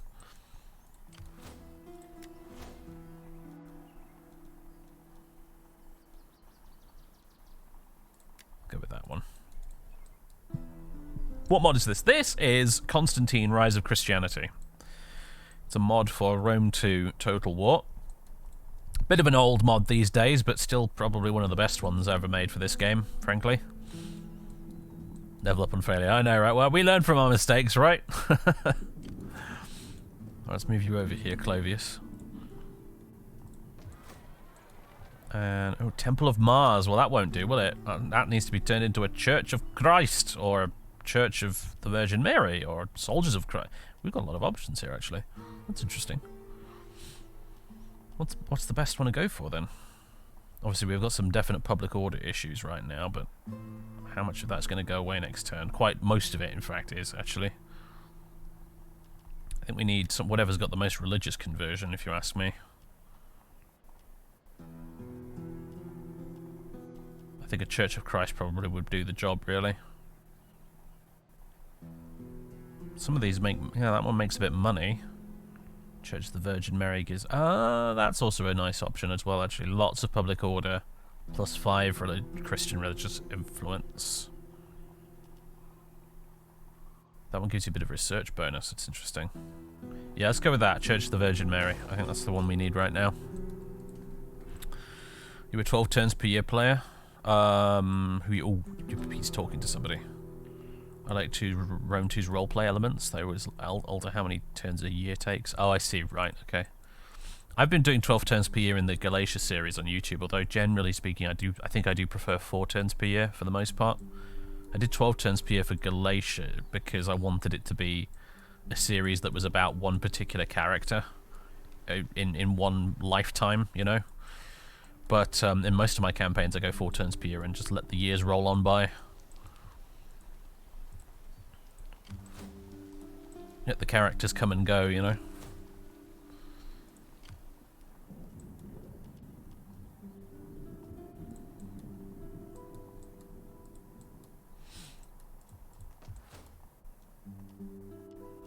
I do miss a lot of the role-playing elements of the original Rome and Medieval 2 in terms of the character traits.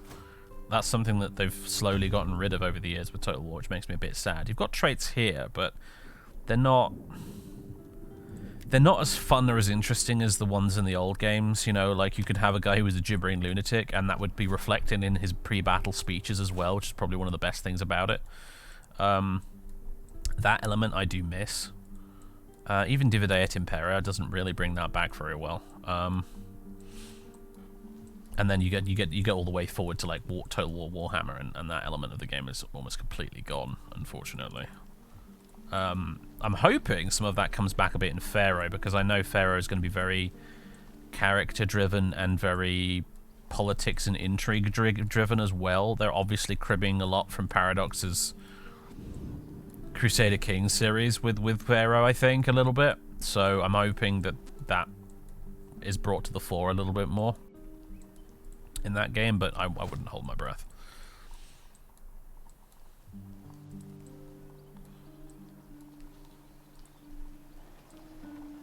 Tear out their livers! Yeah.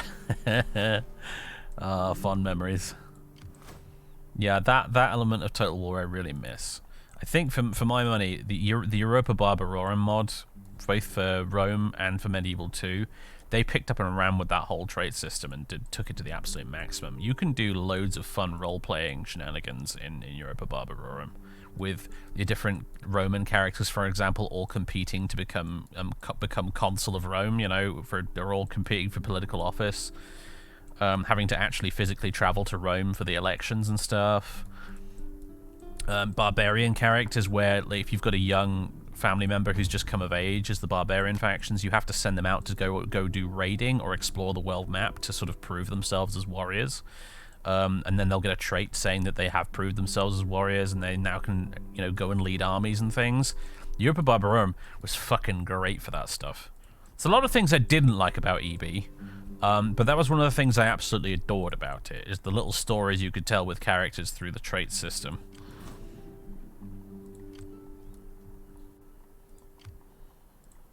Right, I think we're good here. You guys are going to hang out at Mediolanum and replenish a bit. We'll keep an eye on... Ooh, this is Maxentius himself. Here he is. That's Emperor Maxentius Augustus right there. Hence the unique-looking character model, I guess. With a pretty decent-looking army, too. But I've got him outnumbered 2-1 right now over here, so... Unless he brings up some friends, I'm not too worried. One more turn until the barracks is done in Carthago Nova. And yeah, as I suspected, we've not really had much in the way of contact with the barbarians, have we? I haven't even bothered trying to do any hunting than listening. So be quick with your chattering. like diplomacy with them. They don't want to go for a non-aggression pact or anything. The Picts obviously don't like us very much. Nor do the Abdanians. None of them really like us, but at the same time they're not attacking us. Which makes me think that I feel like that's possibly a feature of the mod. I think these AI factions might be programmed very specifically to leave the Romans alone and let the Romans, you know, do their civil war stuff. Just like in the Mithridatic Wars for Divideat Impera. I don't know, though. Maybe I'll be proven wrong. Maybe some Franks will come marauding across the Rhine any moment now, and I'll eat my words. I kind of almost hope they do. It'd make life a bit more interesting. Hello, Sandor again. How do? Now to find a river. Yes, I just caught that what you were referencing there. Yeah, good point. Poor Maxentius. Reckon this river over here might do, huh?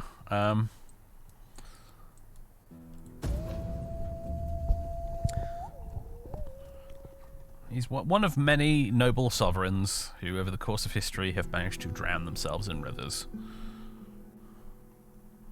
It's a weird, recurring theme throughout history. Strange that it happened more than once, you know?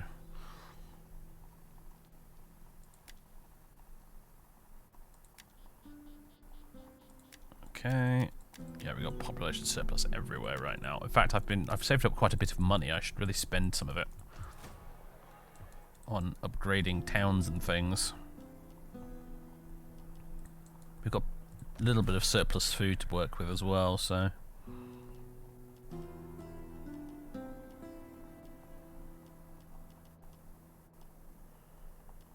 Ba-dum-bum-bum-bum-bum.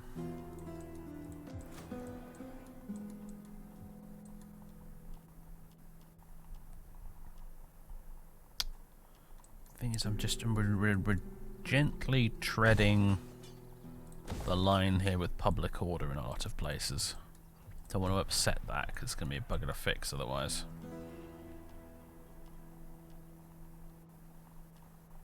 How much wealth would we get from? Can I not make a harbour? That's annoying. Insufficient funds. Oh, I've spent quite a lot of money already. Looks like.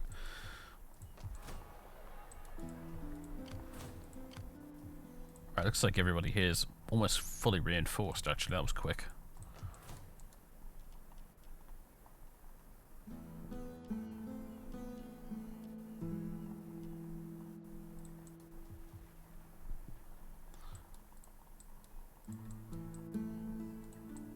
Emperor Barbarossa went for a swim, however his chances of survival were fairly slim, making his death both swift and grim. Yes. Yes, Maxentius. This is not Maxentius. Maxentius has wandered off that way, I've noticed. Maxentius, yes, he drowned in a river at the Battle of the Milvius Bridge. And his humiliation was not even complete at that point, because if I recall correctly, they fished him out of the river and dragged his body all the way to Rome to prove to everybody he was dead. Or maybe it was just his head. It might have just been his head they dragged all the way to Rome. Then they demolished all of his statues. Constantine waged quite the propaganda war. I'm wondering if we should stay here or we should move out and strike at Genoa, maybe. I think maybe Constantine should stay here for now. I'm going to send Clovius down here to try and take Genoa.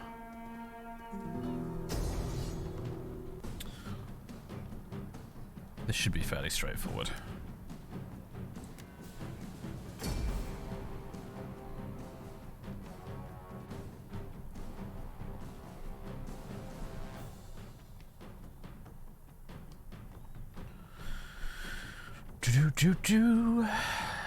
Oh, it's a coastal one. Of course it is.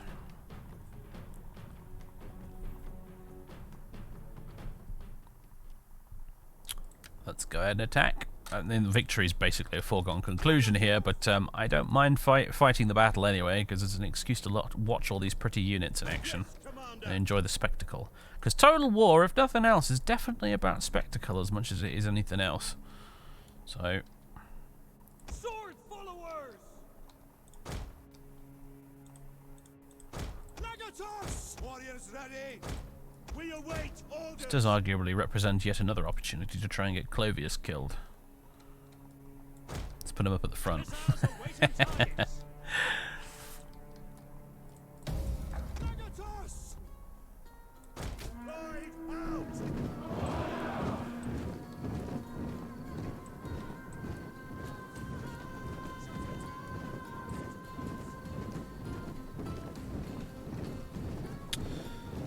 Which mod are we playing? We're playing Constantine Rise of Christianity for Rome 2.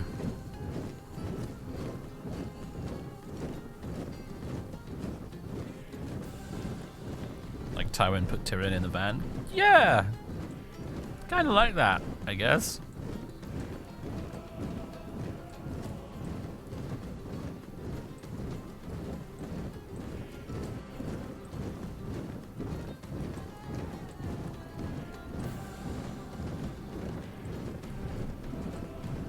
Oh dear, another ad break. Sorry everybody.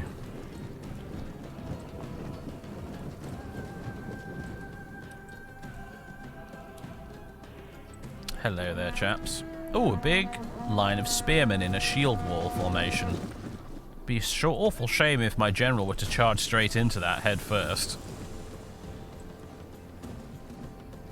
This should be good. Reminded of that scene from Monty Python with the guys running towards the gate guards. And now you decide to move? Jesus Christ, guys. All you had to do was stand still and point your spears at the horses. You're deliberately making it easier for me.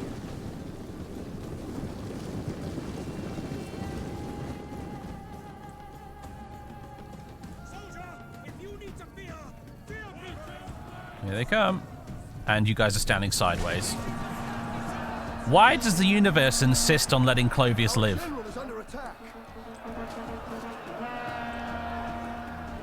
The game is conspiring to ensure that this general does not die.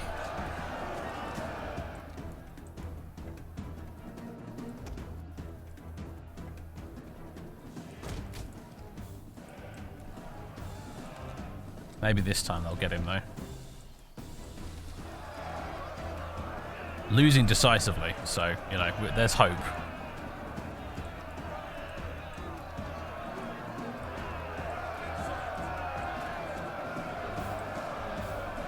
Did you check for plot armor? Mm-hmm.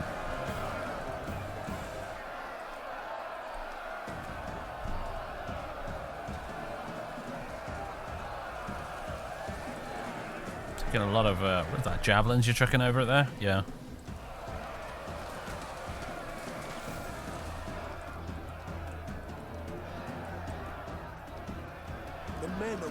Wavering. Wavering's not good enough. I need that man dead. Where is he anyway? Where is Clovius? Probably screaming in his troops. You were supposed to... There we go. You were supposed to come and support me. Ah. There we go. Job done. Now we can take care of the business of actually taking the town.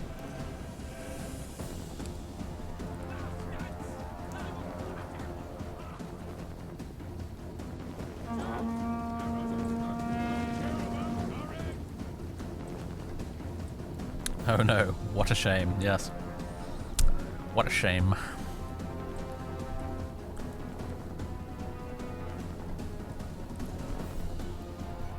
I noticed that my camera's HDR has gone a little bit bonkers again, by the way.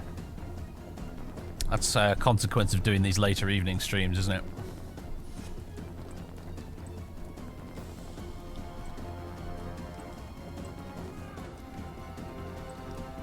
Yeah, Slinger's really having much of an impact right now.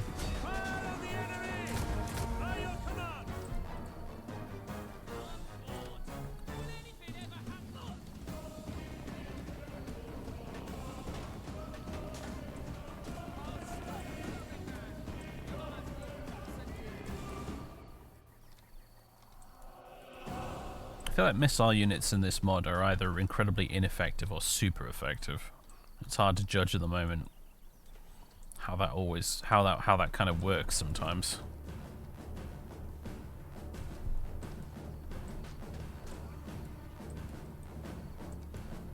Had some low gain vibes, yeah. How bad was he?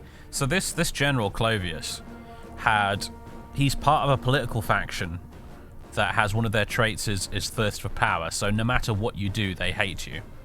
But his personal trait that he lended in addition to that was also thirst for power. So he was double stacking thirst for power twice, which meant that his political faction hated me so friggin' much that if we didn't find a way to kill him off, in 20 turns he's going to start a civil war.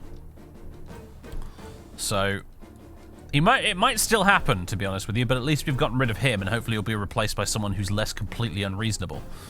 So it's the general idea, anyway.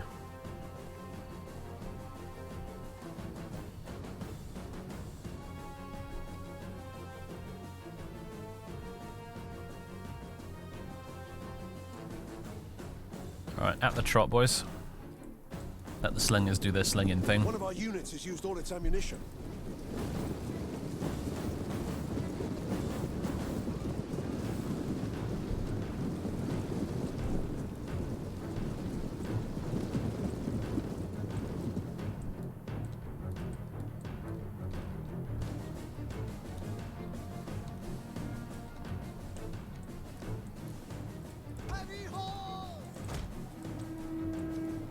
And the Foderati cavalry. Oh my god, I just noticed you guys over here in the corner.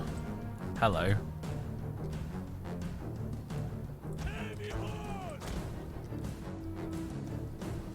I have a feeling you guys are going to need a form of testudo.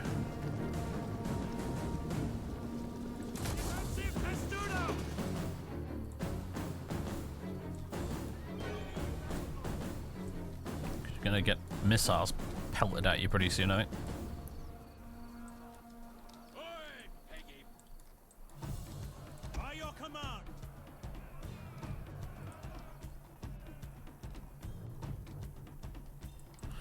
Alright. In you go.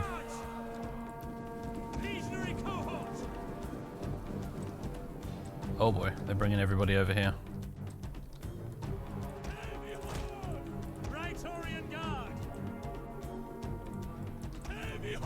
Oh, did they leave their slingers unprotected? They did. By Jove, they're about to get a rude awakening.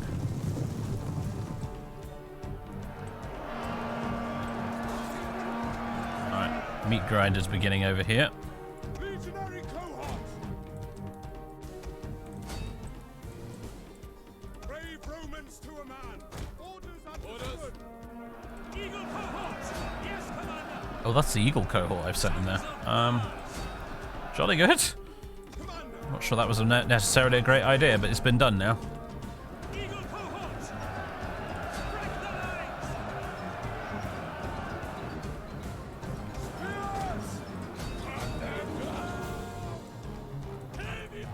Right, you guys can come out to Studo now.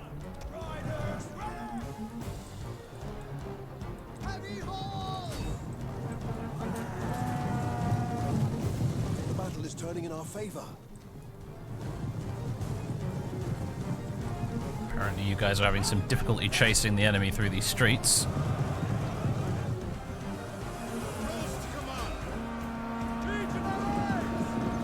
Oh, point blank javelin's always pretty to see.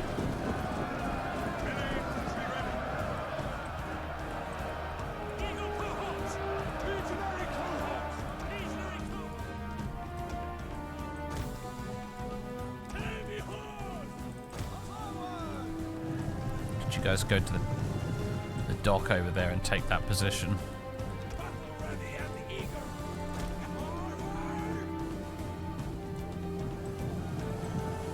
Nice, they messed up those guys. A wonderful Germanic cavalry here with their stripy trousers.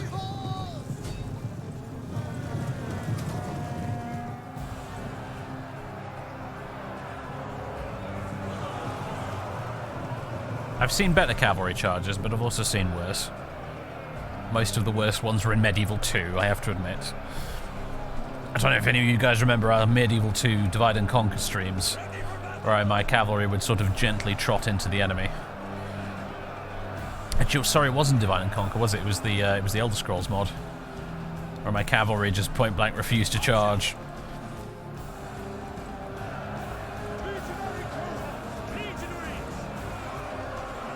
something satisfying and satisfyingly neat and tidy about the Roman on Roman combat in this mod.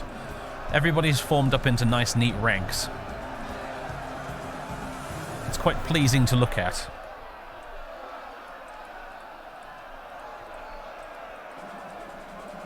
Hi, JB. How you doing?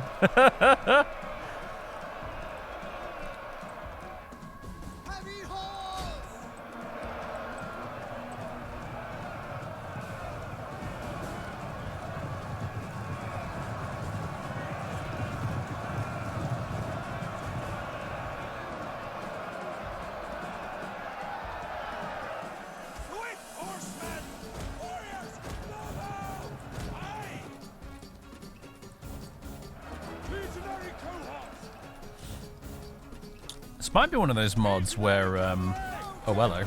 Didn't even notice you guys.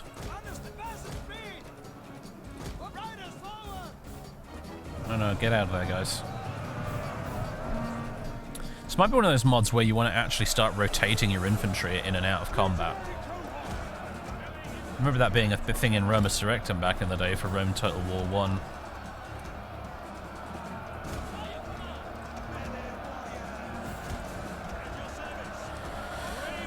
Because you guys are tired, yeah. Winded, tired. You guys are fresh. You guys are very tired.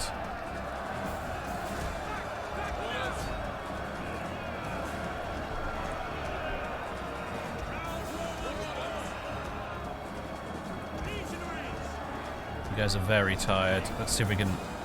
No. No, I don't want to... I just want to select the one unit.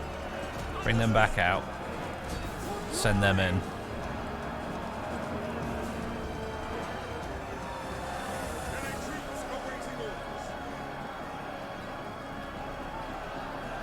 You could have executed that a bit better, lads, I'll be honest.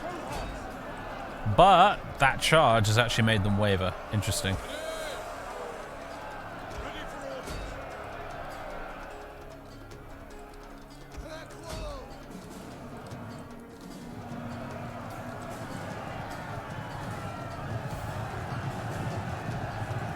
Yeah, this mod reminds me a lot of playing Roma Surrectum back in the day. It has a very similar feeling of actually killing the enemy is not really the objective here, it's to try and make them rout.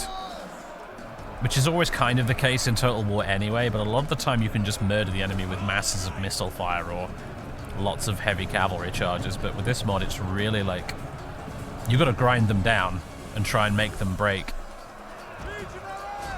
Because if you just sit there in melee combat 1 versus 1, you're never going to get anywhere.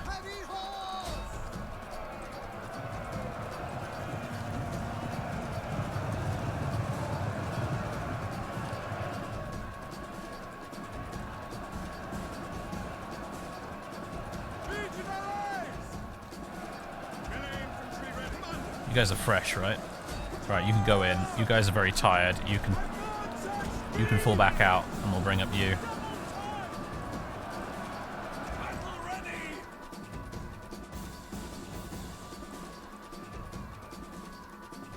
Ugh. There we go. Oh, we got them all wavering now, except for you.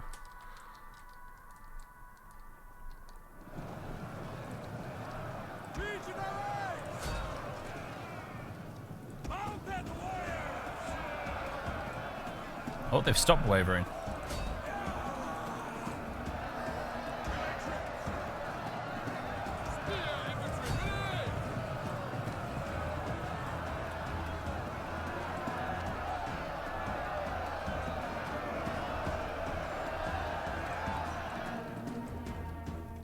Sons of Mars. Let's bring you guys over here.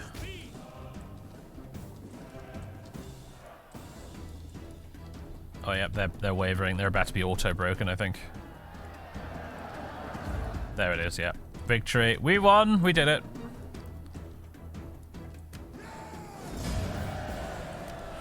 Genoa is ours. And we managed to get rid of Clovius in the process. Mission accomplished, gentlemen.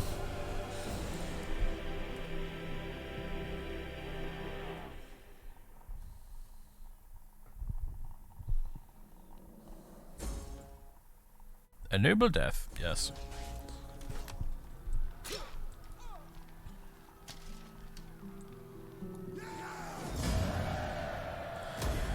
Occupy, and yes, let's have somebody nice and loyal from our party to join in.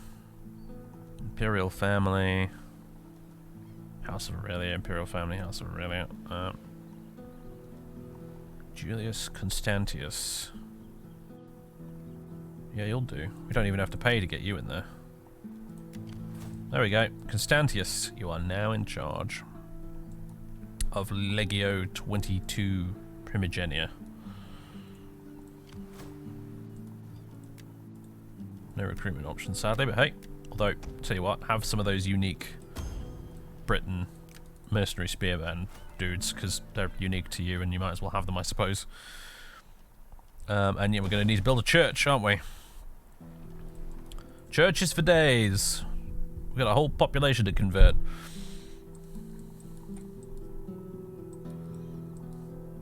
Hey, Big V, how you doing?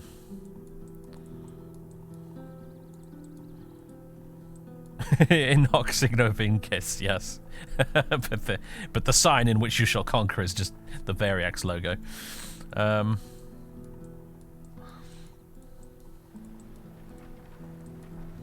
Y'all motherfuckers need Jesus. Yep. The life and times of Emperor Constantine summed up as, y'all need Jesus. We try and get you to sabotage these guys. We've got a slightly higher chance of success this turn. Not successful.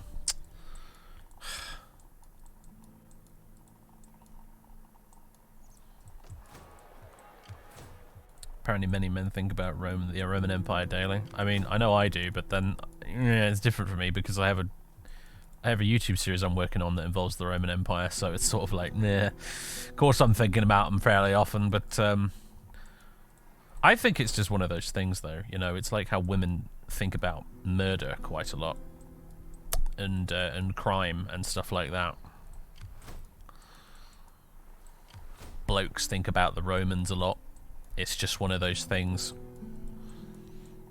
It's a common interest that lots and lots and lots of people have, and as a result, naturally, you know, the human brain works in such a way that you're going to end up being reminded of things that you're interested in quite a lot when you see something that's tangentially related to it,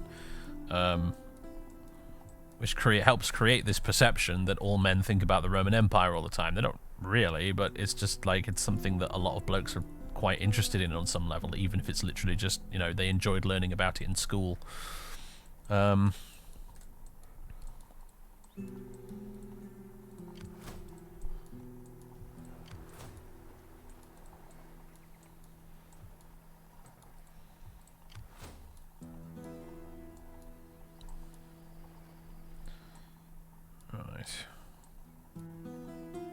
Kind of really want to see where this guy goes. Old Papirius cursor there. You think positively or negatively of it? Neither, really. I don't know why. I don't. It's the people who think positively or negatively about historical entities like the Roman Empire are people who are looking to try and use it as political capital, I think, in the modern day. I am not looking to do that. I just find it interesting to read about. It's just human history, and like any other piece of human history, it's filled with bad things and good things that I'm not really interested in making moral judgments about. I'm mostly just interested in understanding it as best I can.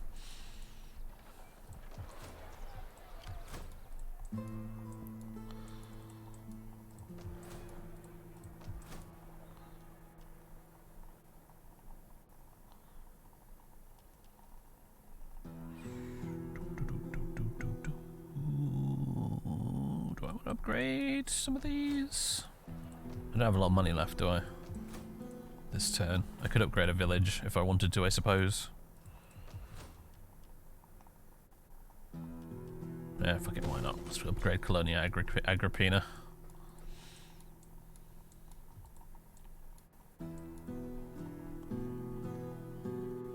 Especially since all written knowledge of ancient times is biased, yet horrifically biased in some cases, actually, yeah. There's like whole historical figures that might have been completely made up.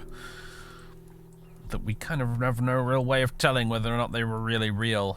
I mean, I'm not even talking like crazy stuff like King Arthur there either. I'm talking about like fairly mundane stuff. Like there was a guy who was one of Emperor Aurelian's subordinate officers, I think, something like that. I forget his exact name, but like the guy's entire existence has been called into question by the fact that the source that mentions him is not entirely necessarily very reliable, and it's got a bit of a, you know, political bend to it.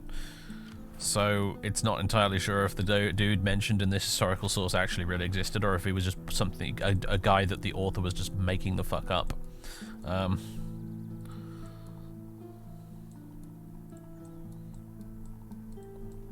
Take Constantine here, for example. There's so much about him that we don't know whether or not for an actual fact that was actually true. We don't even know if he was really Christian. Because there was so much myth-making about him, and he was so relentless in pursuing his propaganda war against his opponents, that it's impossible to really say, to some extent, what actually happened and what the guy was actually like, because the historical sources deliberately paint a very skewed picture of the man, you know. It's claimed that he had visions from God, for Christ's sake, you know. It's... You know, there's the legend of Constantine the Great, and then there's the man he actually was, and we'll probably never know much about the man he actually was, because everything that's written about him is kind of insane.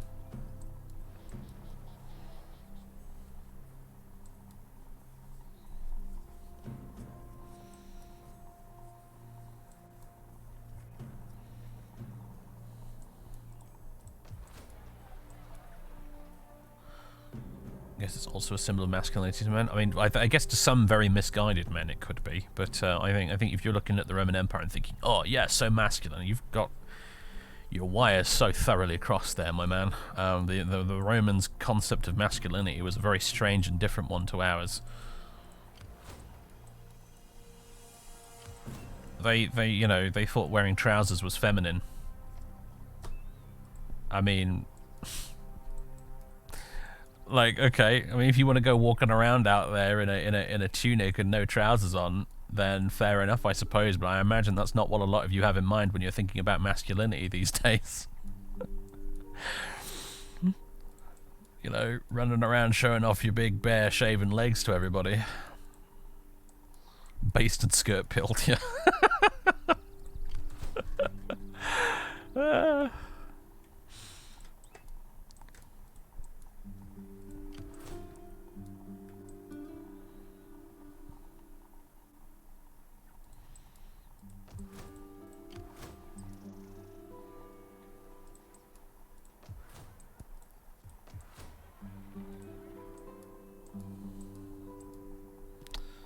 Should we hit end turn? I don't think there's anything left for us to really do, is there?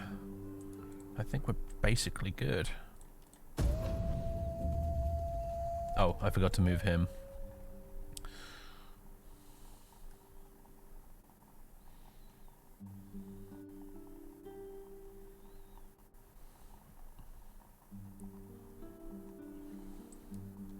I don't want to get too far into those particular weeds, Dr. Fat, but yeah, the Romans' concept of ethnicity and culture was also incredibly different to ours nowadays. I think they'd find you a little bit peculiar for the way that they'd find it very odd, the way that the modern world gets very fixated on skin color, for example. I don't think the Romans would really give much of a toss about that. None of the stuff that they wrote, none of the surviving evidence really seems to suggest that the Romans gave much of a toss about something that superficial. They probably cared a lot more about which gods you worshipped.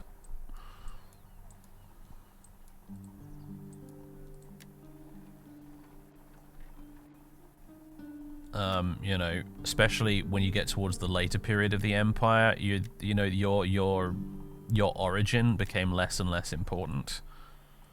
I mean, you look at some of the great Roman generals of the really late Roman Empire, most of them were of barbarian descent, you know. Emperor Aurelian was from around here somewhere. as far as we're aware. He was either from somewhere in Dacia or somewhere in Illyria. It's not entirely sure, but that he was not Italian. You know, he wasn't Roman in the sense he was from Rome or even from Italy. Aurelian was from around here somewhere. The Emperor Claudius was born in Lugdunum, I think. They were from all over the place. I think there was at least one Roman emperor who was born way out here in the east somewhere.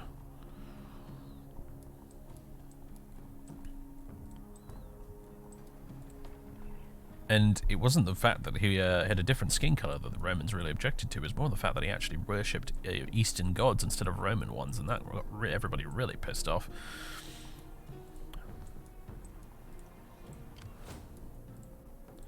Alright, where's he gone?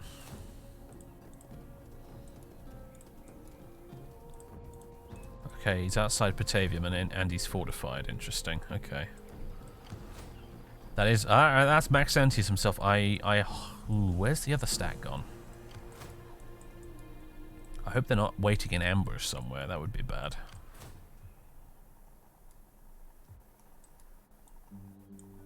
By the way, I think we need to move the troops this way.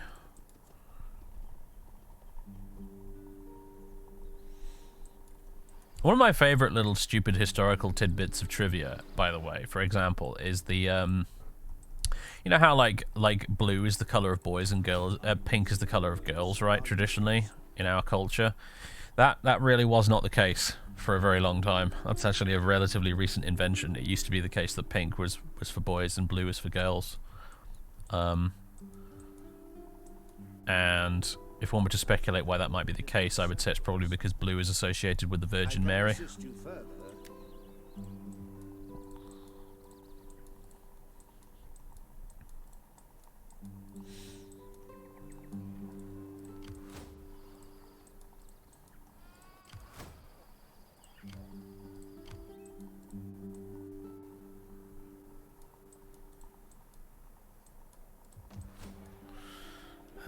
Brickmaker and amphora maker.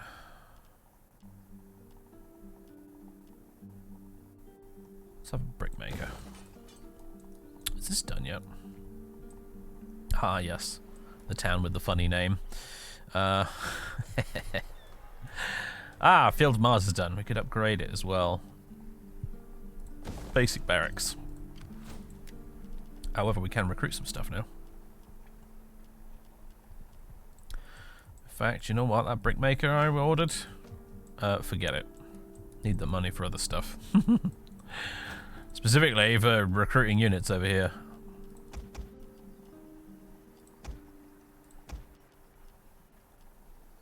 We'll get some slingers as well. You know what? No, let's shake it up a bit. Let's try archers. I've not been having much luck with the slingers lately. Although they're going to take... That's for next turn, isn't it? Anyway, alright. Okay, Legio 7 Gemina. We're getting you guys up to speed so I can bring you across here to Caesarea and kick Legio 3 Augusta's ass. Eventually. What's the time? We've got 10 minutes until I'm due to stop. You know what? Let's see if we can take out Maxentius at the end of the stream here. He is fortified, which is annoying. Well, then again, I could attack Patavium and draw him out. And maybe that's what I should do. Although, I don't know if we've got the movement points for that, actually. Yeah, no. Julius Constantius, sorry. We've got Constantine and Constantius over here. God damn it. No, even better, it's Constantinus and Constantius. Fucking Romans. Yeah, we don't have the movement points for this turn to make that happen, so I'll just leave it for now. Anybody else doing anything? Anything moving and shaking out there? No. On the frontier? Everything looks pretty quiet.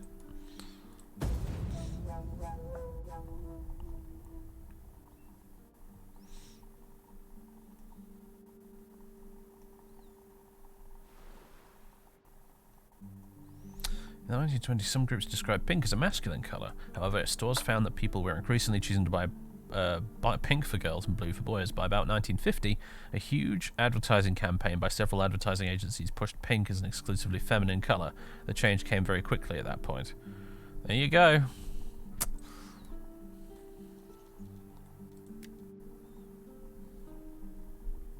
I find this stuff just goddamn fascinating, personally.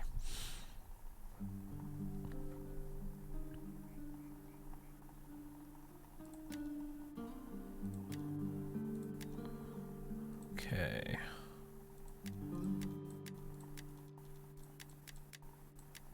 Oh, we built that church. Nice.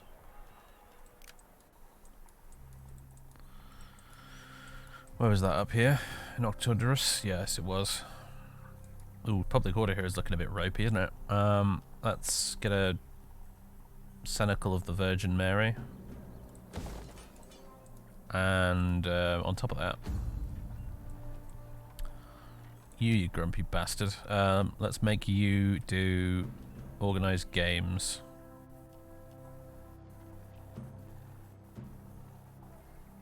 That's what we want. Or is it Retio? Noricum, there we go. That'll curtail the public order hemorrhaging slightly. Willing and able.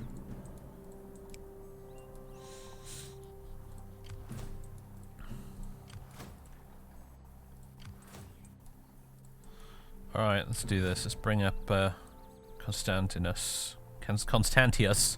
God damn it. God fucking damn it. And Constantine himself. Attack Batavium, and yes, there we go. That will draw Maxentius into the field and outside of his little armed encampment. We have a proper battle on our hands, ladies and gentlemen. This will be the last one of the stream. Let's hopefully it's a good one.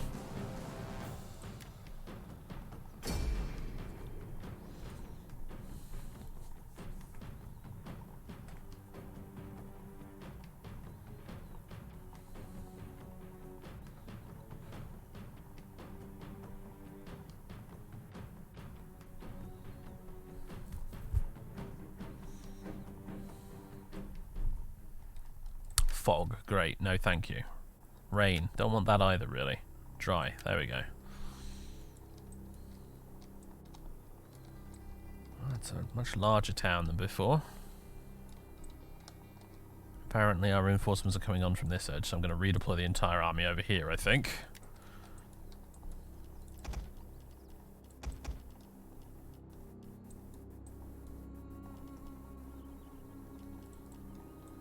Let's see if I can set this up in a way that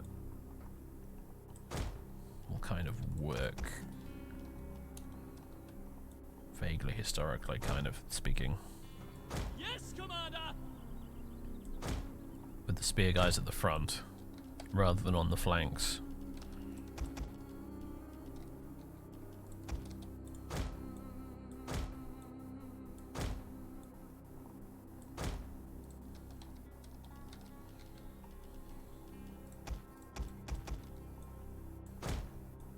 Missile troops out front, and I want you all on skirmish mode to avoid a clusterfuck like last time.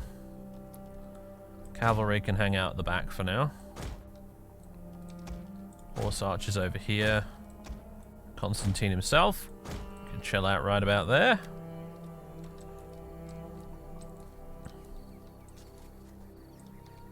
Where is the man? There he is.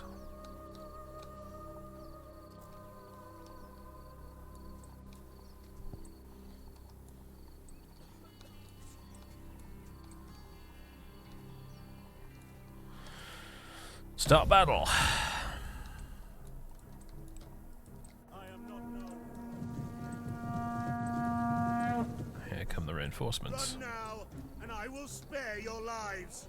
Stay to fight, and you will have only death. Enemy reinforcements approaching. To work, men.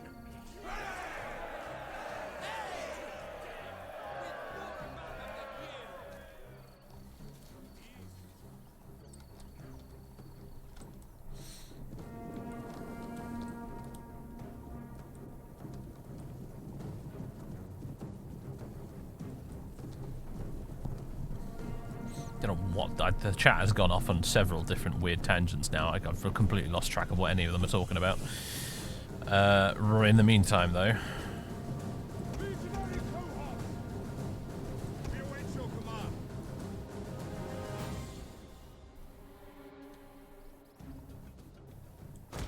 Legionary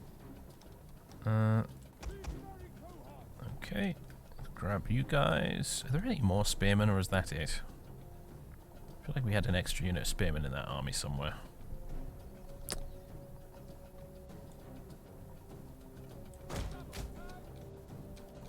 Spearmen! We hunger for blood and battle!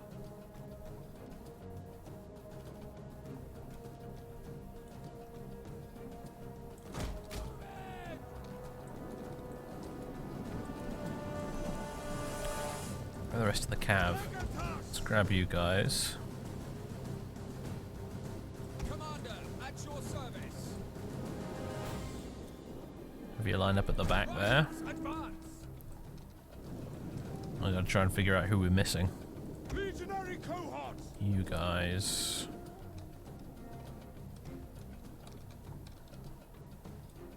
I just stretch you out there like that. Quick march! Slingers! Oh, extra slingers. Okay. Guys can go hang out to the front there. I think that's everybody got their orders. Except maybe for you guys. Ah, Your command! first cohort, right, yeah.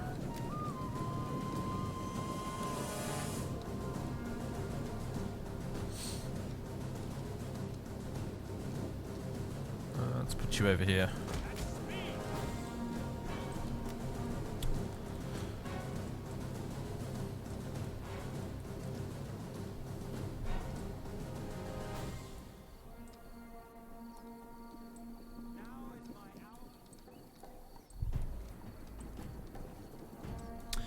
Let me just try and wait for everybody to get in position. In the meantime, let's send the horse archers up to do a little bit of scouting. Alright, there's Maxentius' army arriving on the field, headed for the town. Where's the man himself, I wonder? Don't see his unit banner anywhere.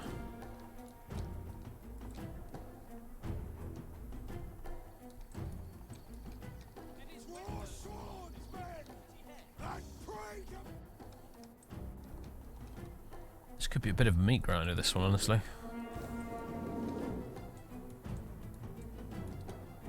Ideally, it'd be nice to draw them out of the town, but I don't think that's going to work necessarily. horse archers!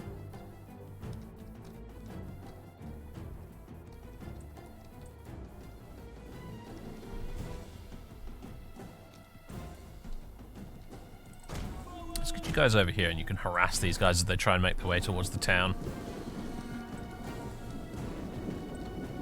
Can you make Maxentius' death even more embarrassing? Oh, we can but hope. No damn bodies of water nearby, unfortunately.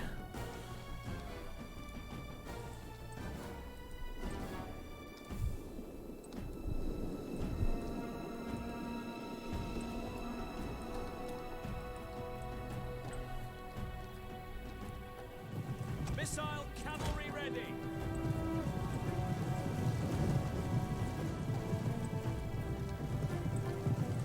Riders, and the double! I've been enjoying this today, though. This has been really, really good. I do enjoy this mod. It's good fun. Riders, advance! Fire! I really want to need to give it a go at some point. It's not actually a mod. It's a vanilla game DLC, but the Empire Divided expansion with Aurelian. Really love to give that a go at some point.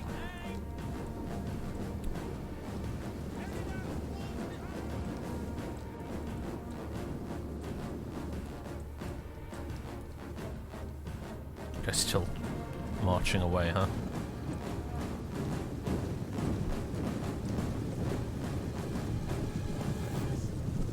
Where are those mercenary Britons I got?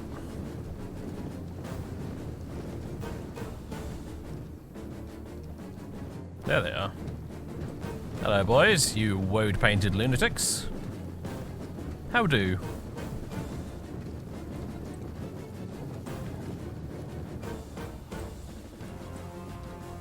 Yours to command. Understood. Yes, Commander. Fire on the enemy.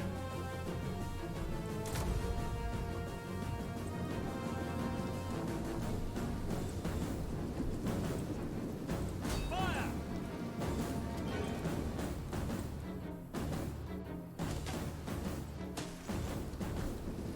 Is it having any impact at all? Doesn't really look like it, does it? Riders, advance.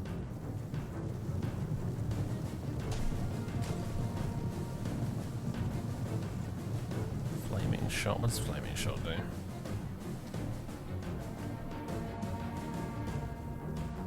Damage and range and accuracy lowered with heavy shot. Interesting. I actually thought heavy shot did armor piercing, but maybe that's an Attila thing.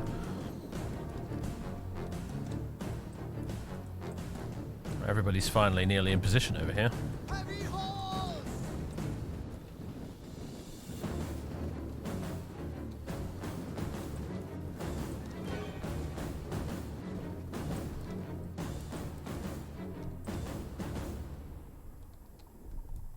The men are wavering. Who's wavering? Uh-oh. Missile on. Oops! I thought you guys were on skirmish. You're not, though.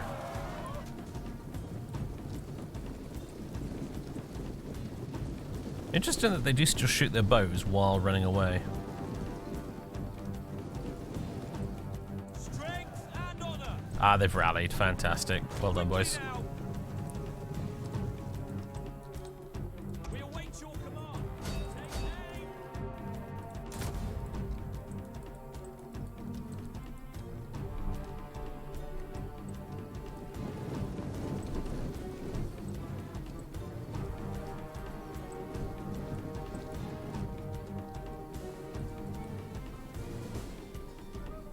Guys, do you need to have a text wall of debate in my chat right now? You could take this to DMs, you know? It's a little bit impossible to fucking keep up with whatsoever, for me as the streamer right now. At your service. Riders and the double. There's a time and a place, my lads, and this ain't it.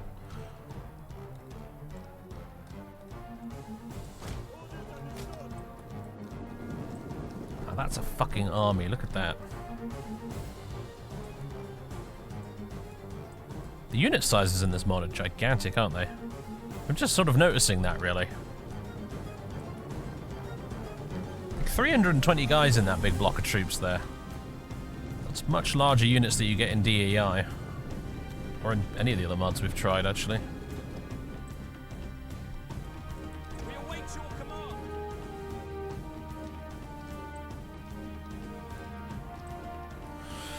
Send you guys over here. I want to see other mischief I can cause with these horse archers. Horse archers!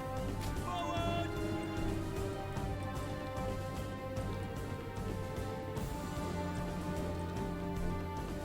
Let's speed things up a bit. This battle's probably going to take a little while longer than I hoped it would, actually.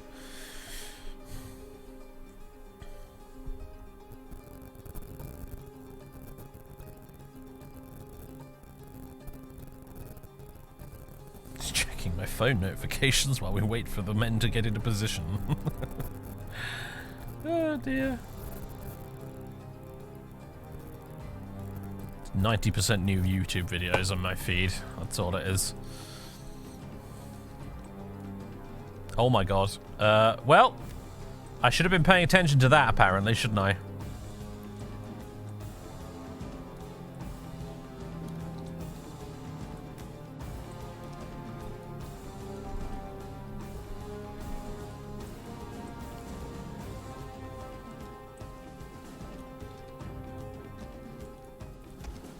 Let's take a chunk of the cavalry. Send them over this way. Dave's phone check calls look correctly on. Oh, it will do that. Yeah, hold on. Sorry, I can fix that. It's the 5G on my phone. It does that sometimes. It makes the audio crackle. It's very weird. I do apologize. There we go. It's on the Wi-Fi now. Sorry. The Wi-Fi in my house is really crap and unreliable a lot of the time, so a lot of the time my phone's just using 5G data, even when I'm at home.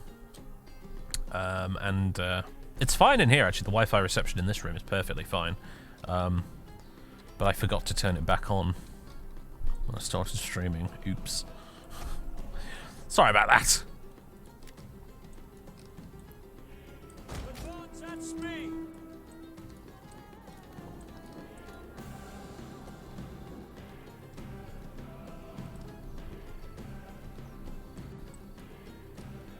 What I wouldn't give for some damn catapults right now or something, you know? Some artillery.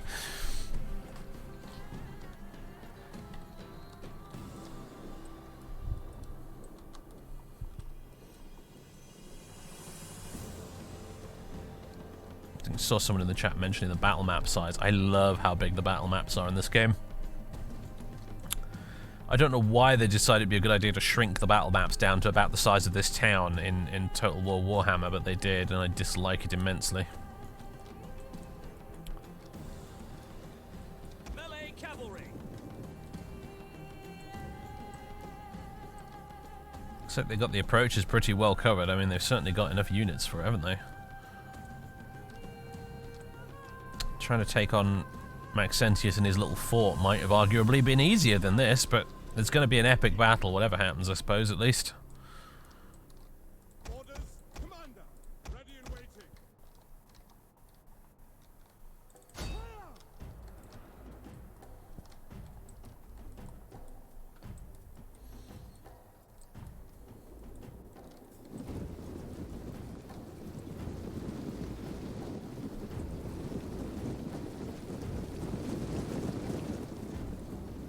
Who are we playing as? We're playing as Emperor Constantine.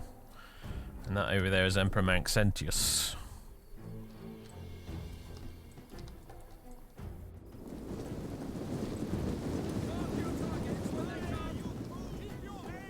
Alright, maybe this will get a reaction.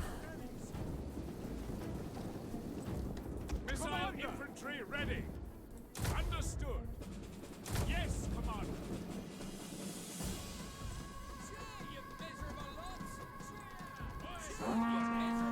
Oh, they're moving.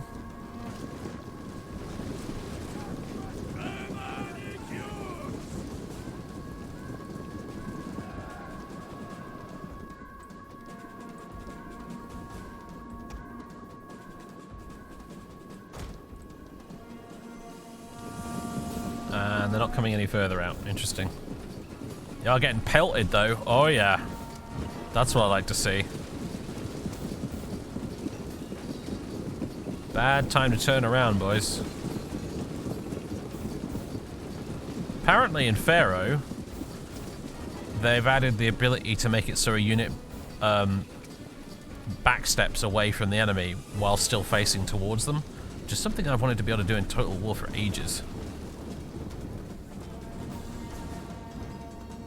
Missiles awaiting target. Yours.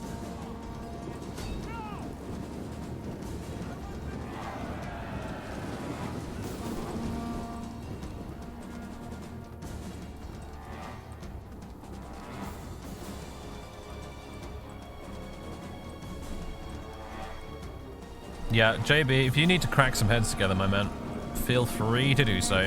You have carte blanche to do whatever you think needs doing, my man. If people can't settle down.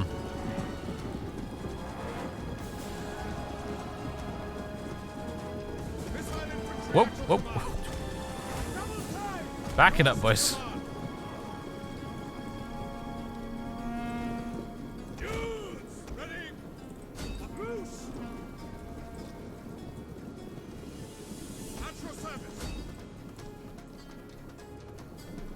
Hopefully, yeah, the slingers are getting some kills as they run away from us. That's what we want to see. There's so many of them in here, we're just whittling down a tiny fraction of them, but every little bit is going to help, I think, with this.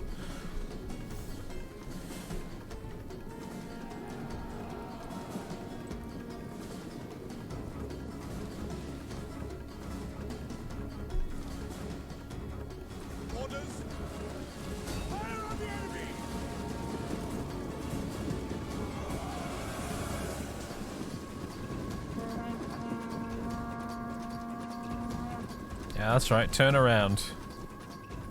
Missile ready and waiting. Uh-oh. Guys, stop. Hold, man. I forgot to put the damn missile units on guard mode. Understood.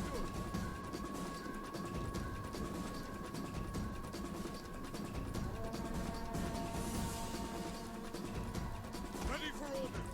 Yours to command.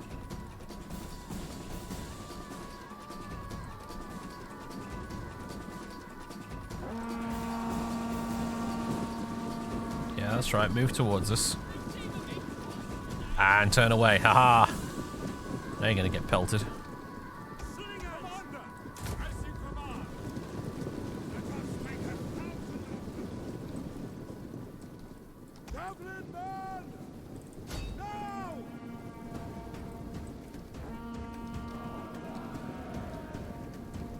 Always kind of sounds a little bit like they're shouting, "Ooh, Delali!" when they do that. It makes me chuckle. Now!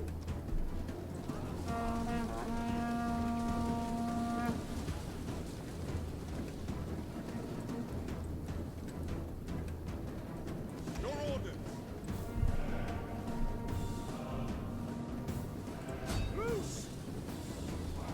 Yeah, I didn't improve over the years. I mean, it's improved a bit. If this was the original Rome Total War right now, my God, would the enemy AI be doing some weird, stupid shit right now? They'd be all marching an entire unit single file off around this building for some reason, or something really dumb like that. Or they would have charged their general straight into my spearmen right at the beginning of the battle.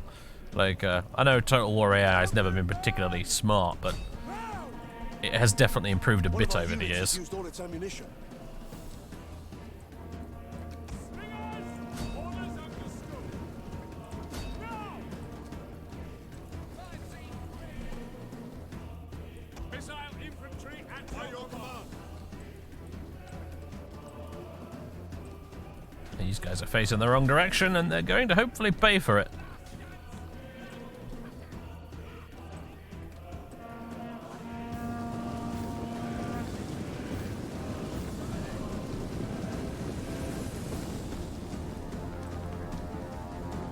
Ready! Yes, commander. What are you guys doing? Are you out of ammo? They are out of ammo. On me! Well, you better get back there.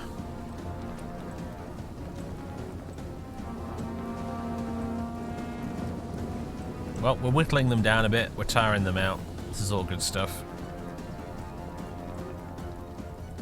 It's a good thing this battle doesn't have a time limit. Wait, this battle doesn't have a time limit, does it? I don't see a timer anywhere.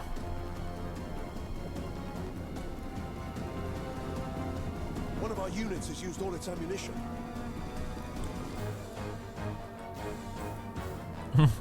The rate this battle's going, Pete, a supply unit is not even what we need. What we need is actually an assembly line at the back here of people, like,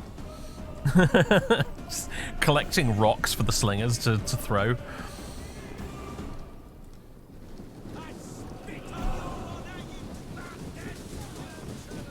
Oh, yeah, they are taking some casualties right now, aren't they? One of our units has used all its ammunition.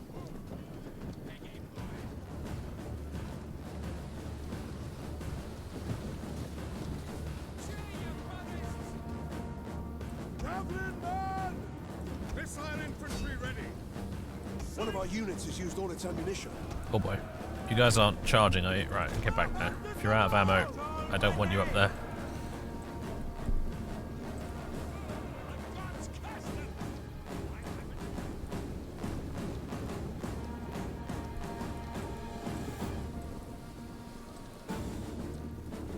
At your service. Ready? Fire on us! Orders. A quick march!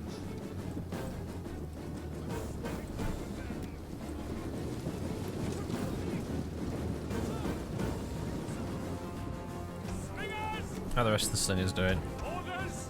You guys are out of ammo as well. Off you go to the back. By your command. You're all out of ammo, right? That's the missile unit's pretty much done now. Except for you guys, you've got like maybe 1 or 2 javelins just left, and that's it.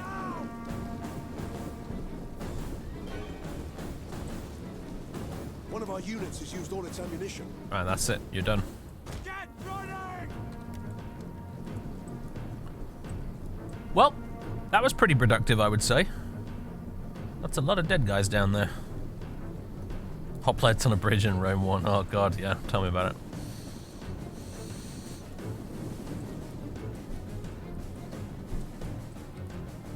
By your command.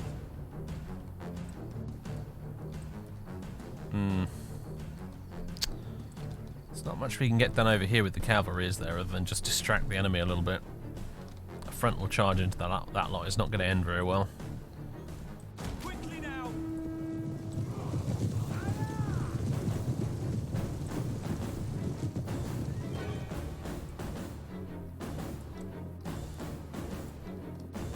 Commander.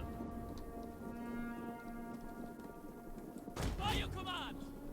Melee troops awaiting orders. Let's take the central portion of the army here Melee infantry at your command. and just move it up like this. As you command. Where's the Emperor? Legatus. That's Julius. Where's... there he is. We await orders. Constantine himself. Move out.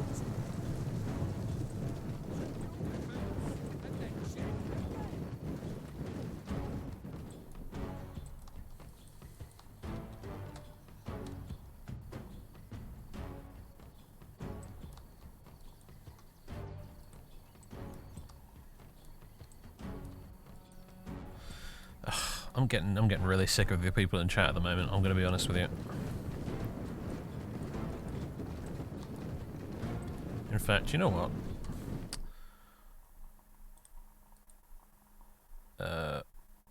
Yeah, you can go away for a while. I've had enough of you. Anyone else want some? Anyone else wants to keep posting bullshit in the chat that's annoying everybody? Because I'll do a bit more than time you out next time. Fucking hell.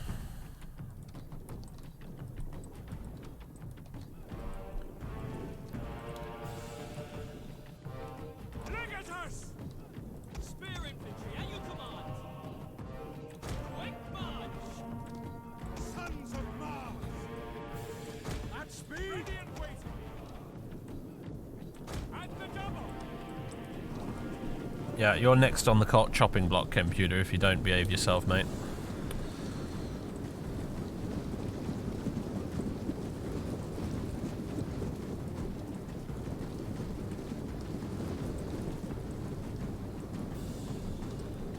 Legionary cohort. At the double. We await your command. Quick march. Orders. Quick march. Spearmen ready. Legionary cohort.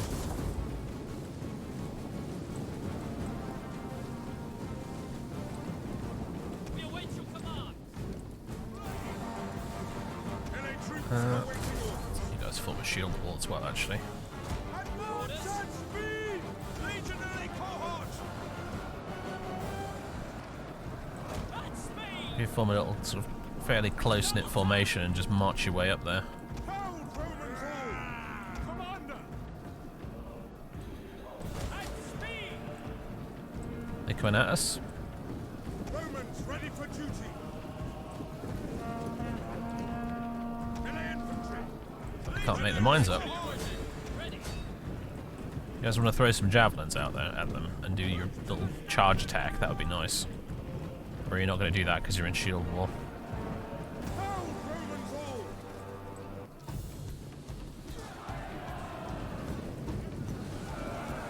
Yeah, okay, if you're in shield wall, you don't throw your javelins. That's good to know. Legionary cohort! Melee troops! Marching order! Ready! Gotcha!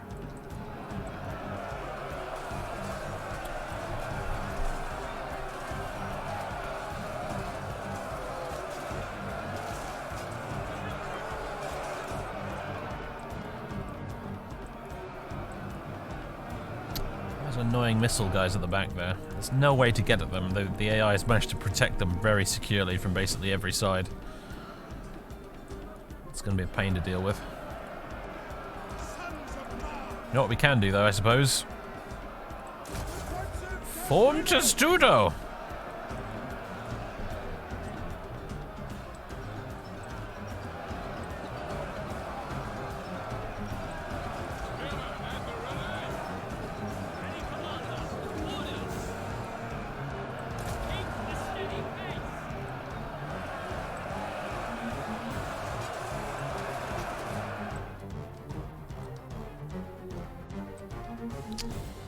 You boys, you're gonna have to march all the way over here and start attacking from this angle, I think. And this lot. Your marching orders are over this direction. Follow me! Swift riders at your command. Advance and speed!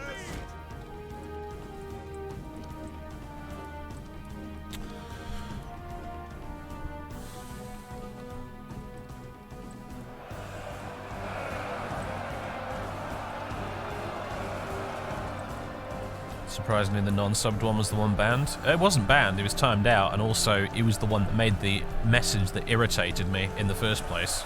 So, I think you're accrediting me with paying far more attention to the chat than I actually am. I just looked over there, saw someone making a stupid comment towards one of my moderators, and decided, right, you're out.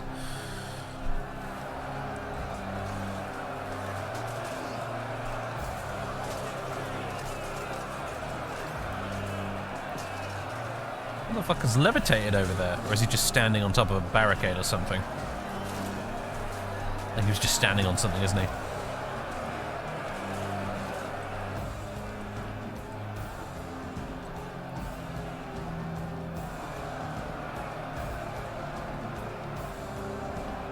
Whoa, you guys are already exhausted, huh?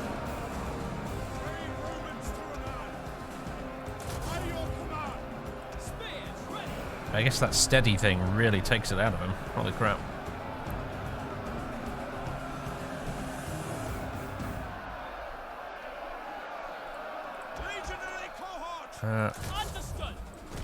Try and switch these guys out.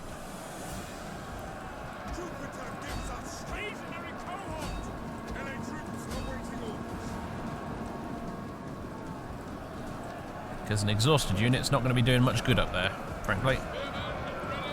Oh dear, no, we've created an almighty traffic jam, and it's awful, and it's terrible, and it's not working at all. Although I've apparently managed to get some of them wavering. Interesting. He was shaken now. They pulled anything back from here? No, they haven't, have they?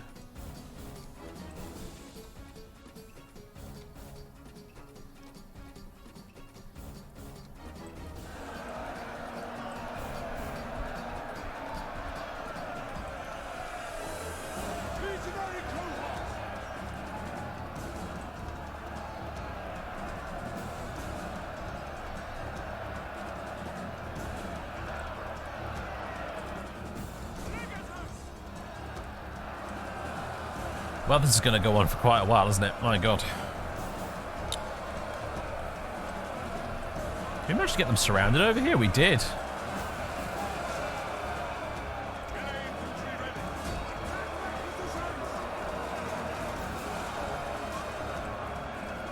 Oh yeah, we got some wavering now. Oh yeah.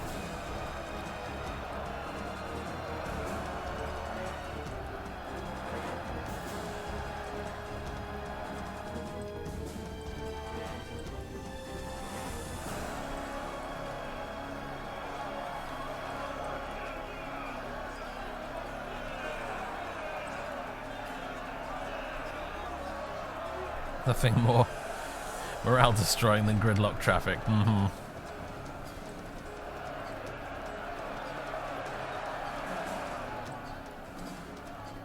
Legionary cohorts, brave Romans to a man. Praetorian Guard, legionary cohorts, at your service. Captain Bravo! Legionary cohort, you guys, you need to get to the back.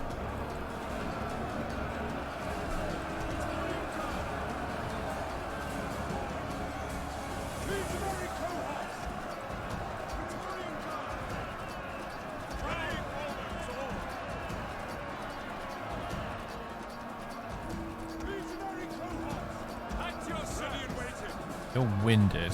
Why are you going back there? Get up here. You guys need to be at the back there.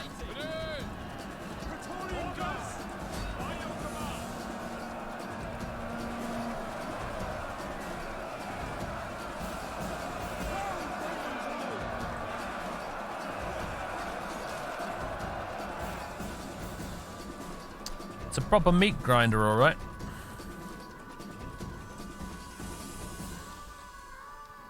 I've noticed that troops march really slowly in this mod as well.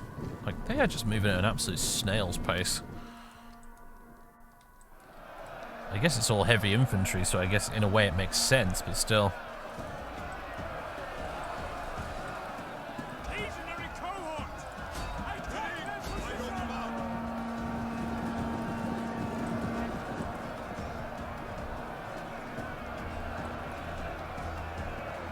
Oh, we got waivers. Nice, nice.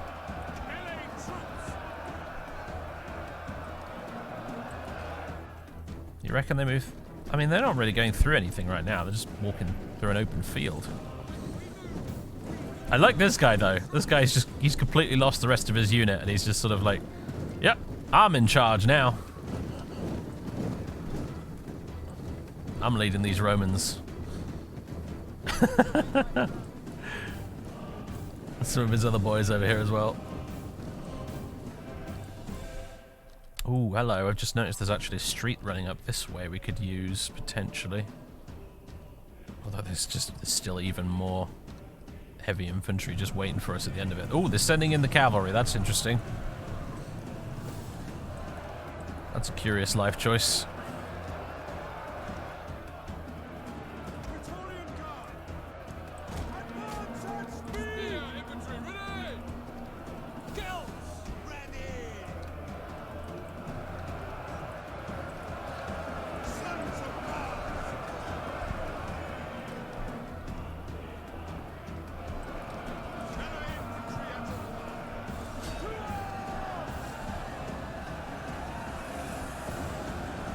Get around the flank of these boys a little bit.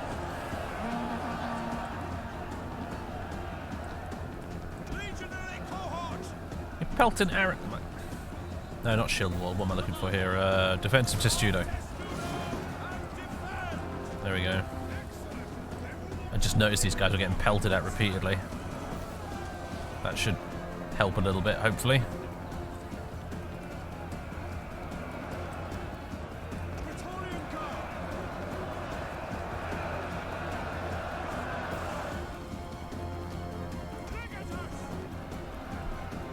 Loyalty of the Emperor. I've just noticed these. Hold on. Constantine's got a couple of unique abilities. Presence. Your general reduces the cooling down times of nearby units' abilities by 60 seconds once per battle. And Loyalty of the Emperor. Friendly units to greatly improve their defensive capabilities and make them morale unbreakable for an extended period. Once per battle. Let's give it a go, shall we?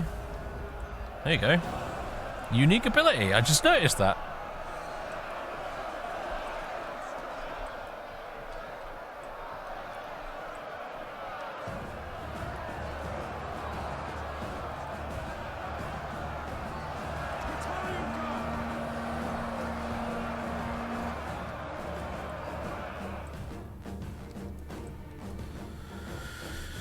Alright. Let's bring you guys up here. We're watching you. Scum. KGC Reaper, thanks for this tier 1 sub. Behave yourself next time. Because if you think subbing is going to get you any kind of special treatment, my dude, it isn't. Anybody who's been here for a while will tell you that.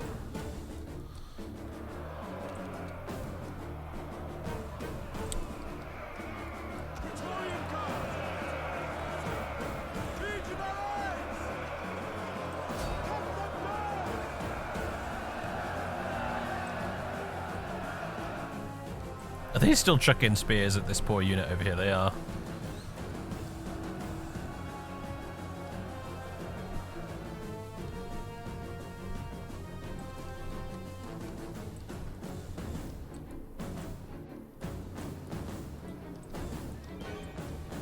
Legionary cohort! Right. Await your command!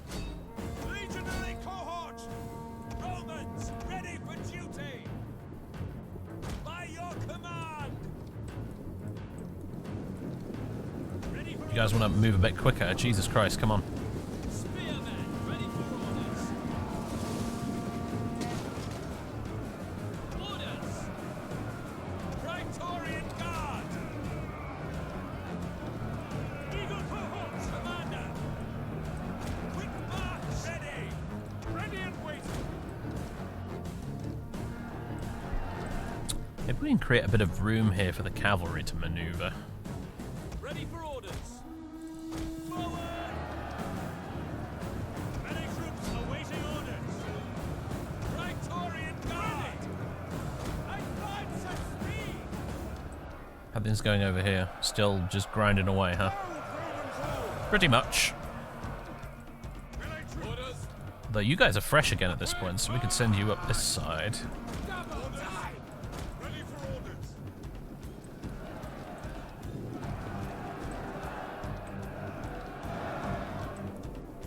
What I'm curious about is if I think it looks like they are drawing some men away from over here.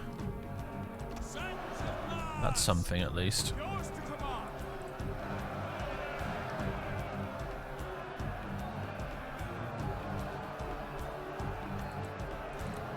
Upright guards!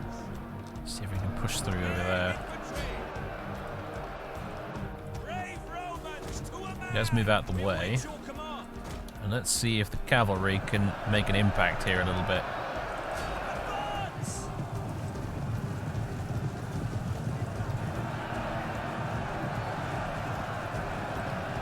Not much of one, to be honest. Worth a try, though, I suppose. Ready and waiting!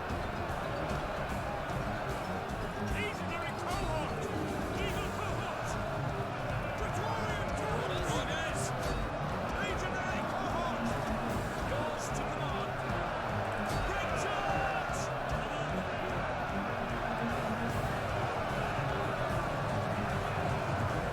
Praetorian cavalry!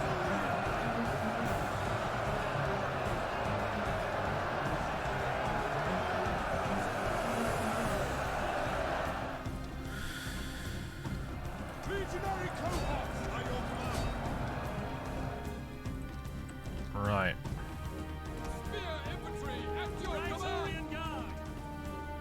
And the double, Commander! Legionaries! Double time! Quick march! Heavy horse! You guys can come all the way around here, and where the heck did you guys come from?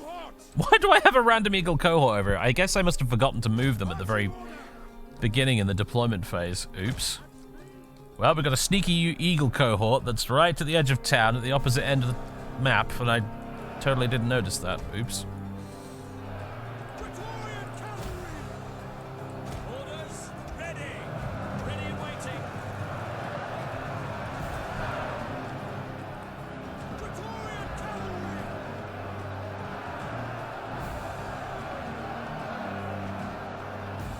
Romans ready for duty! Melee infantry ready!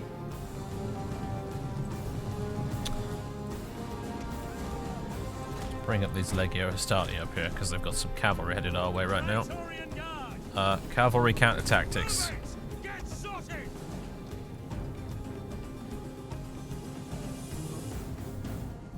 Bonus versus mounted units. Let's take advantage of it, shall we? Ooh, nice.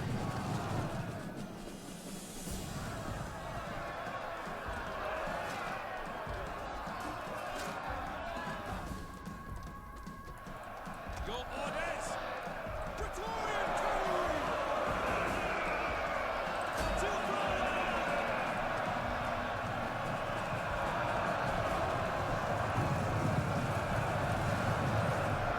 didn't have much impact, did it?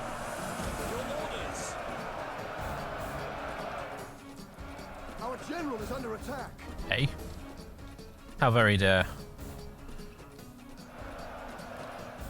Praetorian Guard. Spearmen ready for order. Legionaries. What are you waiting? And he's going over here. Combat even. Legionary cohorts. Hurry up, boys. This is the weak spot here. This is where we need to penetrate in here, and then we can get behind both these groups, and then it's all over for them. But until then, this is going to kind of suck a little bit. Eagle cohorts. At the double.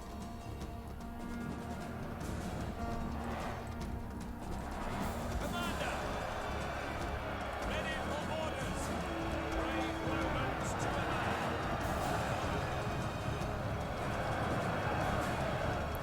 Oh, getting a bit of slowdown as well, actually.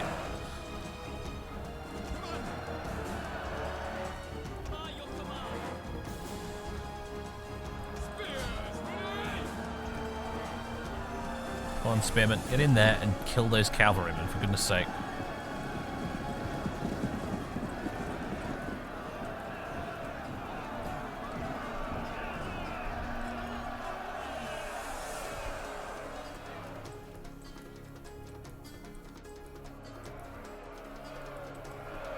Legionary cohorts.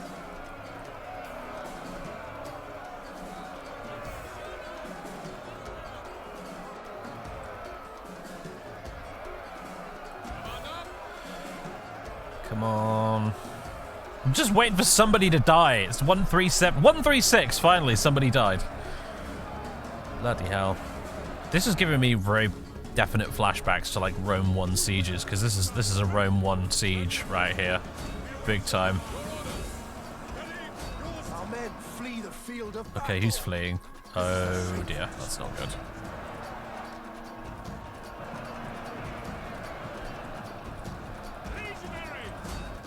Yeah, they've really piled in all their units over on this side. We're in a spot of bother here. We need to get past this unit of cavalry, which we slowly are killing. Very fucking slowly. Tell you what.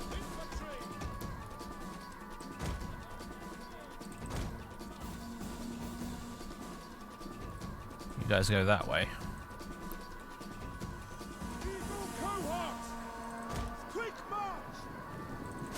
Oh, they've got a bunch of slingers just hanging out here. How about we massacre those? Surprise, motherfucker! Eagle cohort up the back passage. Ready for orders.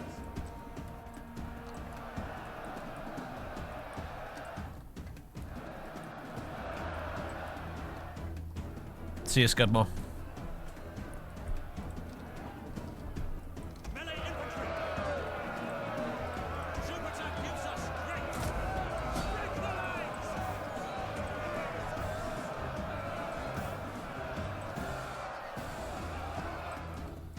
I think the combat in this mod is maybe a little slow for my tastes, because this is Cohort. not so much fun. At your service. Advance at speed. Sword forward. I think regular old Divide et Impera has it just about right. I see what they're going for with this, but when you get into a town battle like this where you can't flank and do all the usual stuff, it really becomes tedious.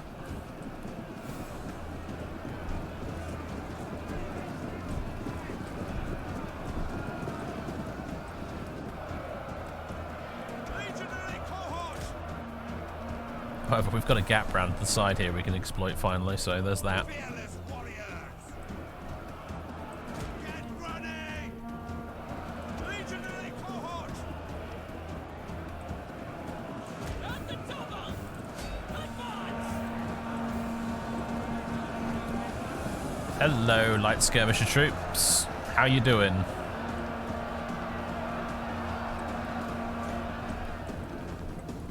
Oh, there we go. We got some wavering.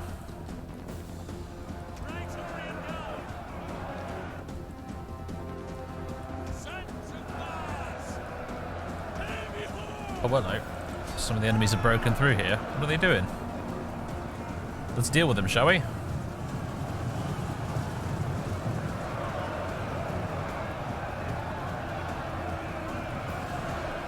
Most of them got knocked down but didn't actually die.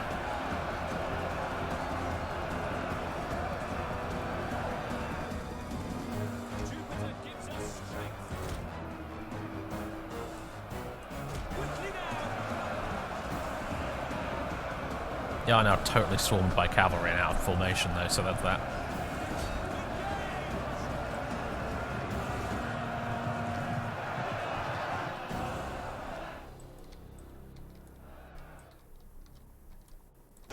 Oh, brilliant, you guys have found a way around, okay.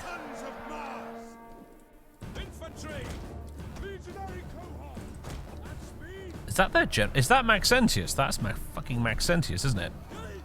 Where is he? Wait, no, this is the Governor Faustus. Alright, where the fuck's Maxentius then, I wonder?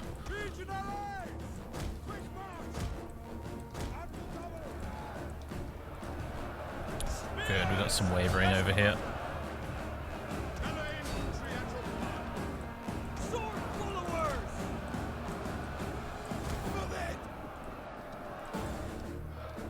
Do the Foederati have any kind of... Ah, yeah, they do. They have Frenzy. Sweet. Charge damage, weapon damage, exertion fatigue. Annoyingly, you can't...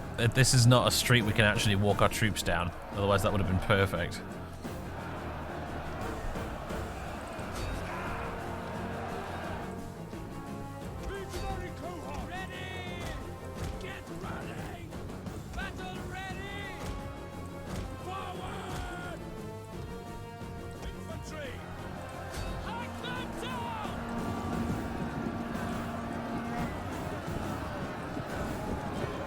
Oh, or slow down. Rome 2 does this thing where, like, if the battle's getting a bit much, the animations start to slow down, even though my actual frame rate hasn't.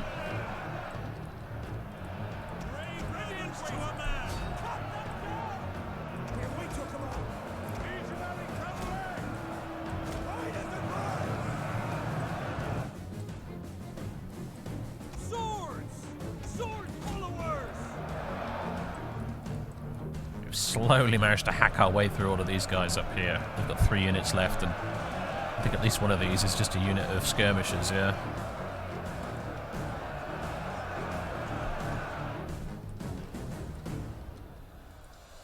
Romans ready for duty. Yours to command.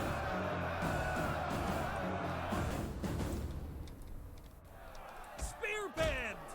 Get ready! Forward! Let's try and get these guys completely surrounded. Oh, these are the... I just noticed these are the mercenary Britons. LMAO. I forgot about you guys. Have fun.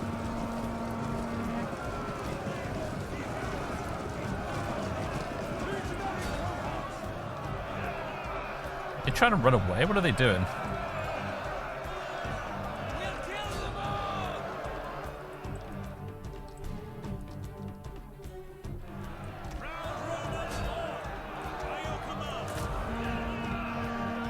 I can't believe how long this cavalry unit has stayed alive for. That's kind of insane.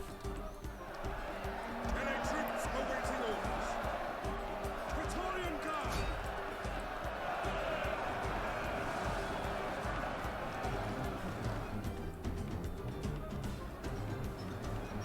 Yeah, this is all crumbling over here. That's good. Our guys over on this end are holding the line like champs.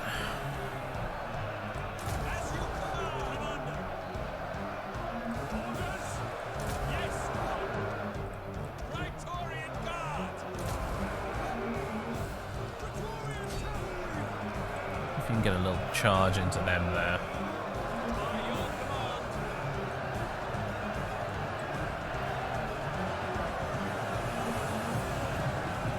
Did that achieve anything? Oh yeah, it's killed a bunch of them.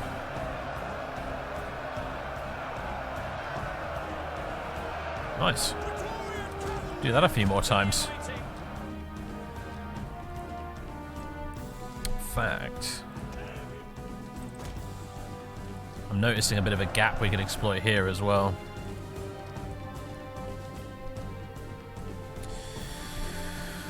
You think by the time of Rome 1, Sparta was hardly of any significance anymore? Yeah. Sparta had ceased to be relevant, really, as a major power a long time before the Romans got around.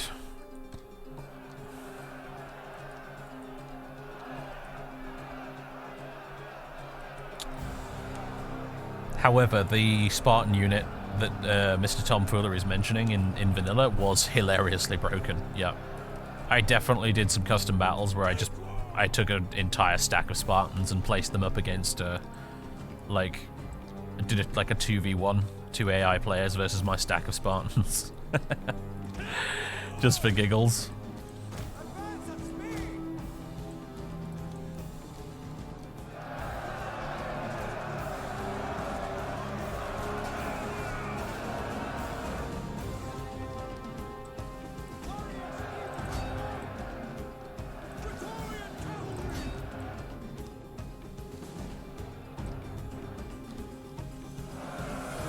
Oh, these guys are finally fucking wavering. Jesus Christ.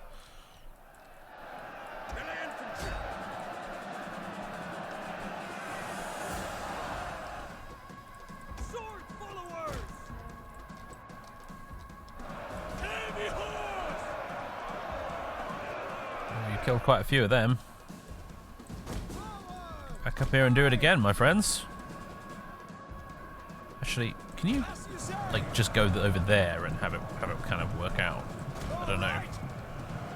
How much distance do you need to make the charge work is what I'm wondering. Jupiter gives us strength! Heavy horse! Charge!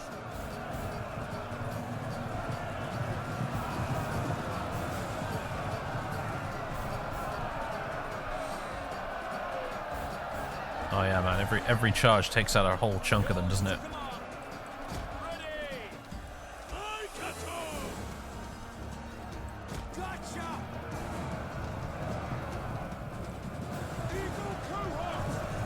This Eagle cohort's doing amazing right now. They've lost over half their guys, but they're still holding in there. Good for them.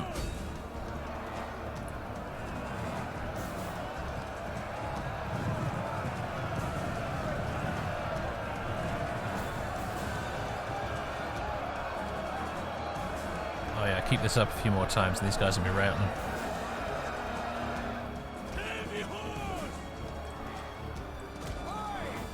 Cavalry is totally the key to this, I think. Which is why these town battles suck, because you can't really use them very effectively.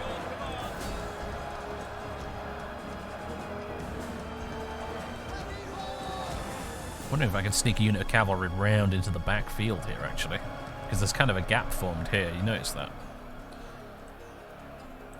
Unfortunately, the cavalry units kind of, their width is a bit, maybe going to make it difficult, I'm not sure. Maybe if we put them in a wedge.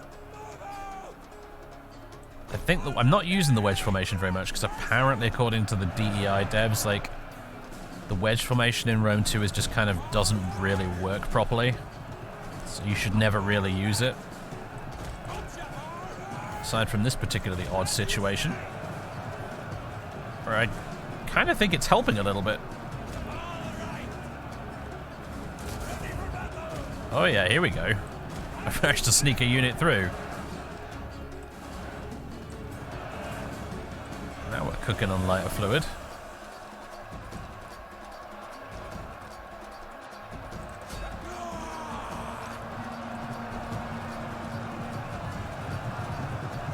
Oh my god, did you see that? A human wave there.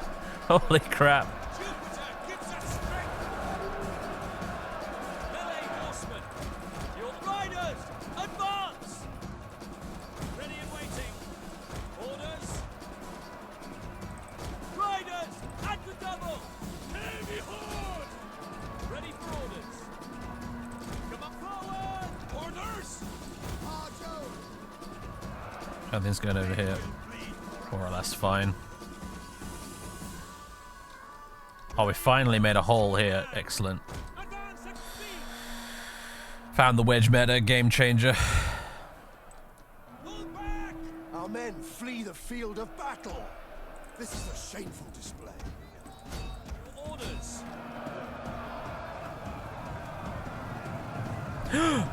Is that Marcus Augustus? Is this Maxentius right here? In here somewhere. There he is! Holy crap, there he is! Dressed in purple. We've got him cornered, boys and girls. This could be it here. Spears! Swords! Pin him down, everybody. That's probably going to make a world of difference, I hope. Gotcha! All right. Understood. Slay him. Yeah. Oh, the battle's finally turning in our favor, apparently. Good.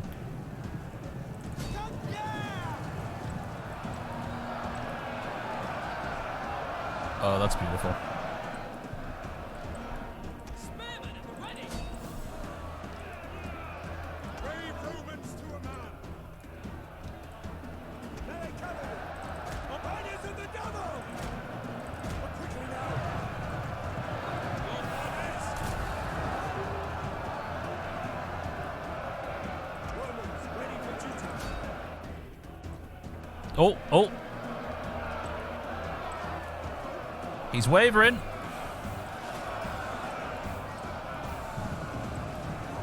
There he is. Let's keep an eye on him.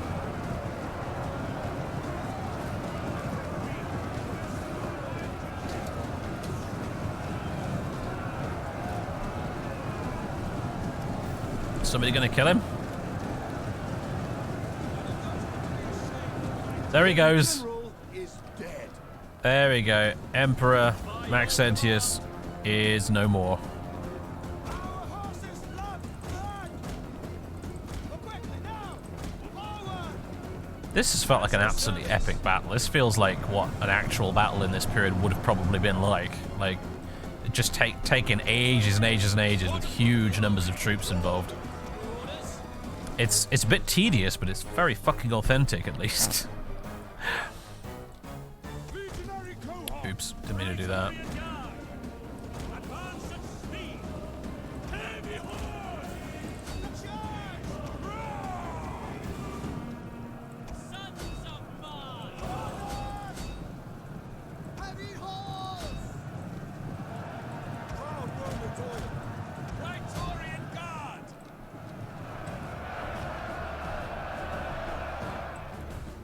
Just need command shouted in Latin for the full immersion. That was one thing that Europa Barbarorum did, actually. They did all new voice acting for Total War in the native languages of the factions themselves. So, we did it! So when you played as the Romans, for example, in EB, and you give your units commands and stuff, they actually get shouted out in Latin. Which is kind of neat, actually.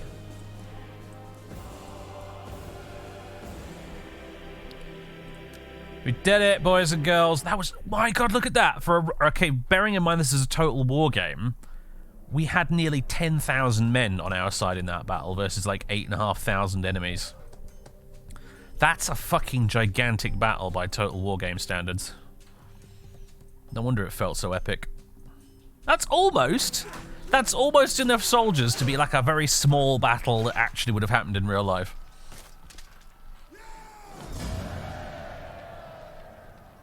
Wow. Yeah, occupy. Friggin' nice.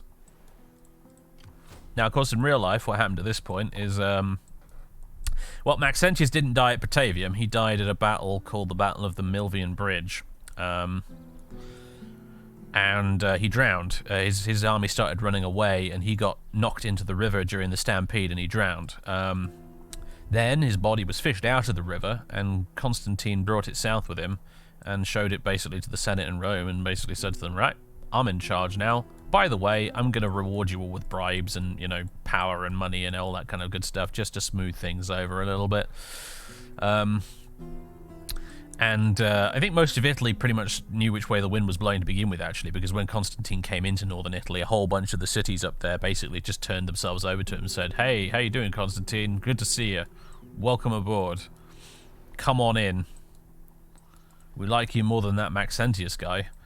And yeah, but that's pretty much what happened. In this game, though, because it's, you know, it's a game, Maxentius will have some sort of successor who will have to fight bitterly all the way down the boots of Italy and everywhere else. But yeah, we've basically in this stream achieved more or less what Constantine did when he invaded Italy in real life, which was to march in through the Alps into the north and then defeat Maxentius in a battle. At which point he took over Italy, and then Carthage basically switched sides as well afterwards, after deciding, yep, okay, we're clearly on the losing side here. Let's switch. So yeah, there you go, ladies and gentlemen. I'll save the game in case we ever do want to come back to it. But that is Constantine Rise of Christianity. It's a mod for Rome 2 Total War, and it's a pretty darn good one in my opinion. It plays very much like a like an expansion or DLC for vanilla in most respects, with the exception of the battles, which play very differently to vanilla indeed. So it's pretty good. It's pretty good. You can get it on the Steam Workshop, download, install it, easy peasy. No problems at all. You only need parts 1 and 2 these days. I think there's a part 3 and 4, but they're defunct nowadays. You don't need them anymore. Install it, have a go. Play as Maxentius, play as Constantine, play as the other 2 emperors out here in the east, or one of the other factions if you want to, although I recommend playing as the Romans in this mod, really. That's where most of the focus is. It's pretty good. It's pretty good. And I wanted to shine a little light on it because it's a mod not a lot of people know about, really, I suppose. Yeah, and the huge monster scale battles are great. If your PC can run it, which I think most good gaming PCs probably should be able to do these days, yeah, you can have absolutely gigantic battles in this. Really, just massive. As we saw, that was more or less 2 full stacks going at it against each other, and it was like 20,000 men in total in the battle. You did see the performance start to chug a little bit here and there, but, you know, for the most part, it was... my PC handled it, more or less. So, folks, I don't know if there's anybody else streaming right now who we can go ahead and raid. I'd like to, though, if we can. Finishing quite late tonight. It's 9 o'clock. I've gone for like a whole extra hour that over what I intended. Let's raid successfully lost. She's playing Baldur's Gate 3. She's probably just started, actually. She streams pretty late, so let's do that. I'll go over there, say hi to Lost, and folks, have a good one. If you've been watching this on YouTube later, because I'm putting all these Total War mod streams up on YouTube at the moment. If you watch this on YouTube, look forward to reading your comments. Suggest other mods for me as well if you want to see something that you want me to cover in one of these streams. If there's a particular Total War mod that you're interested in having a butchers at, let me know, and I'll bump it up the list, because there's loads to get through. Always curious to see what people would rather see first, though. So, right, ladies and gentlemen, tomorrow we'll be doing Baldur's Gate, by the way, and then Morrowind on Sunday, as per usual. But until then, everybody, have a good one, and I'll catch you next time. Toodaloo.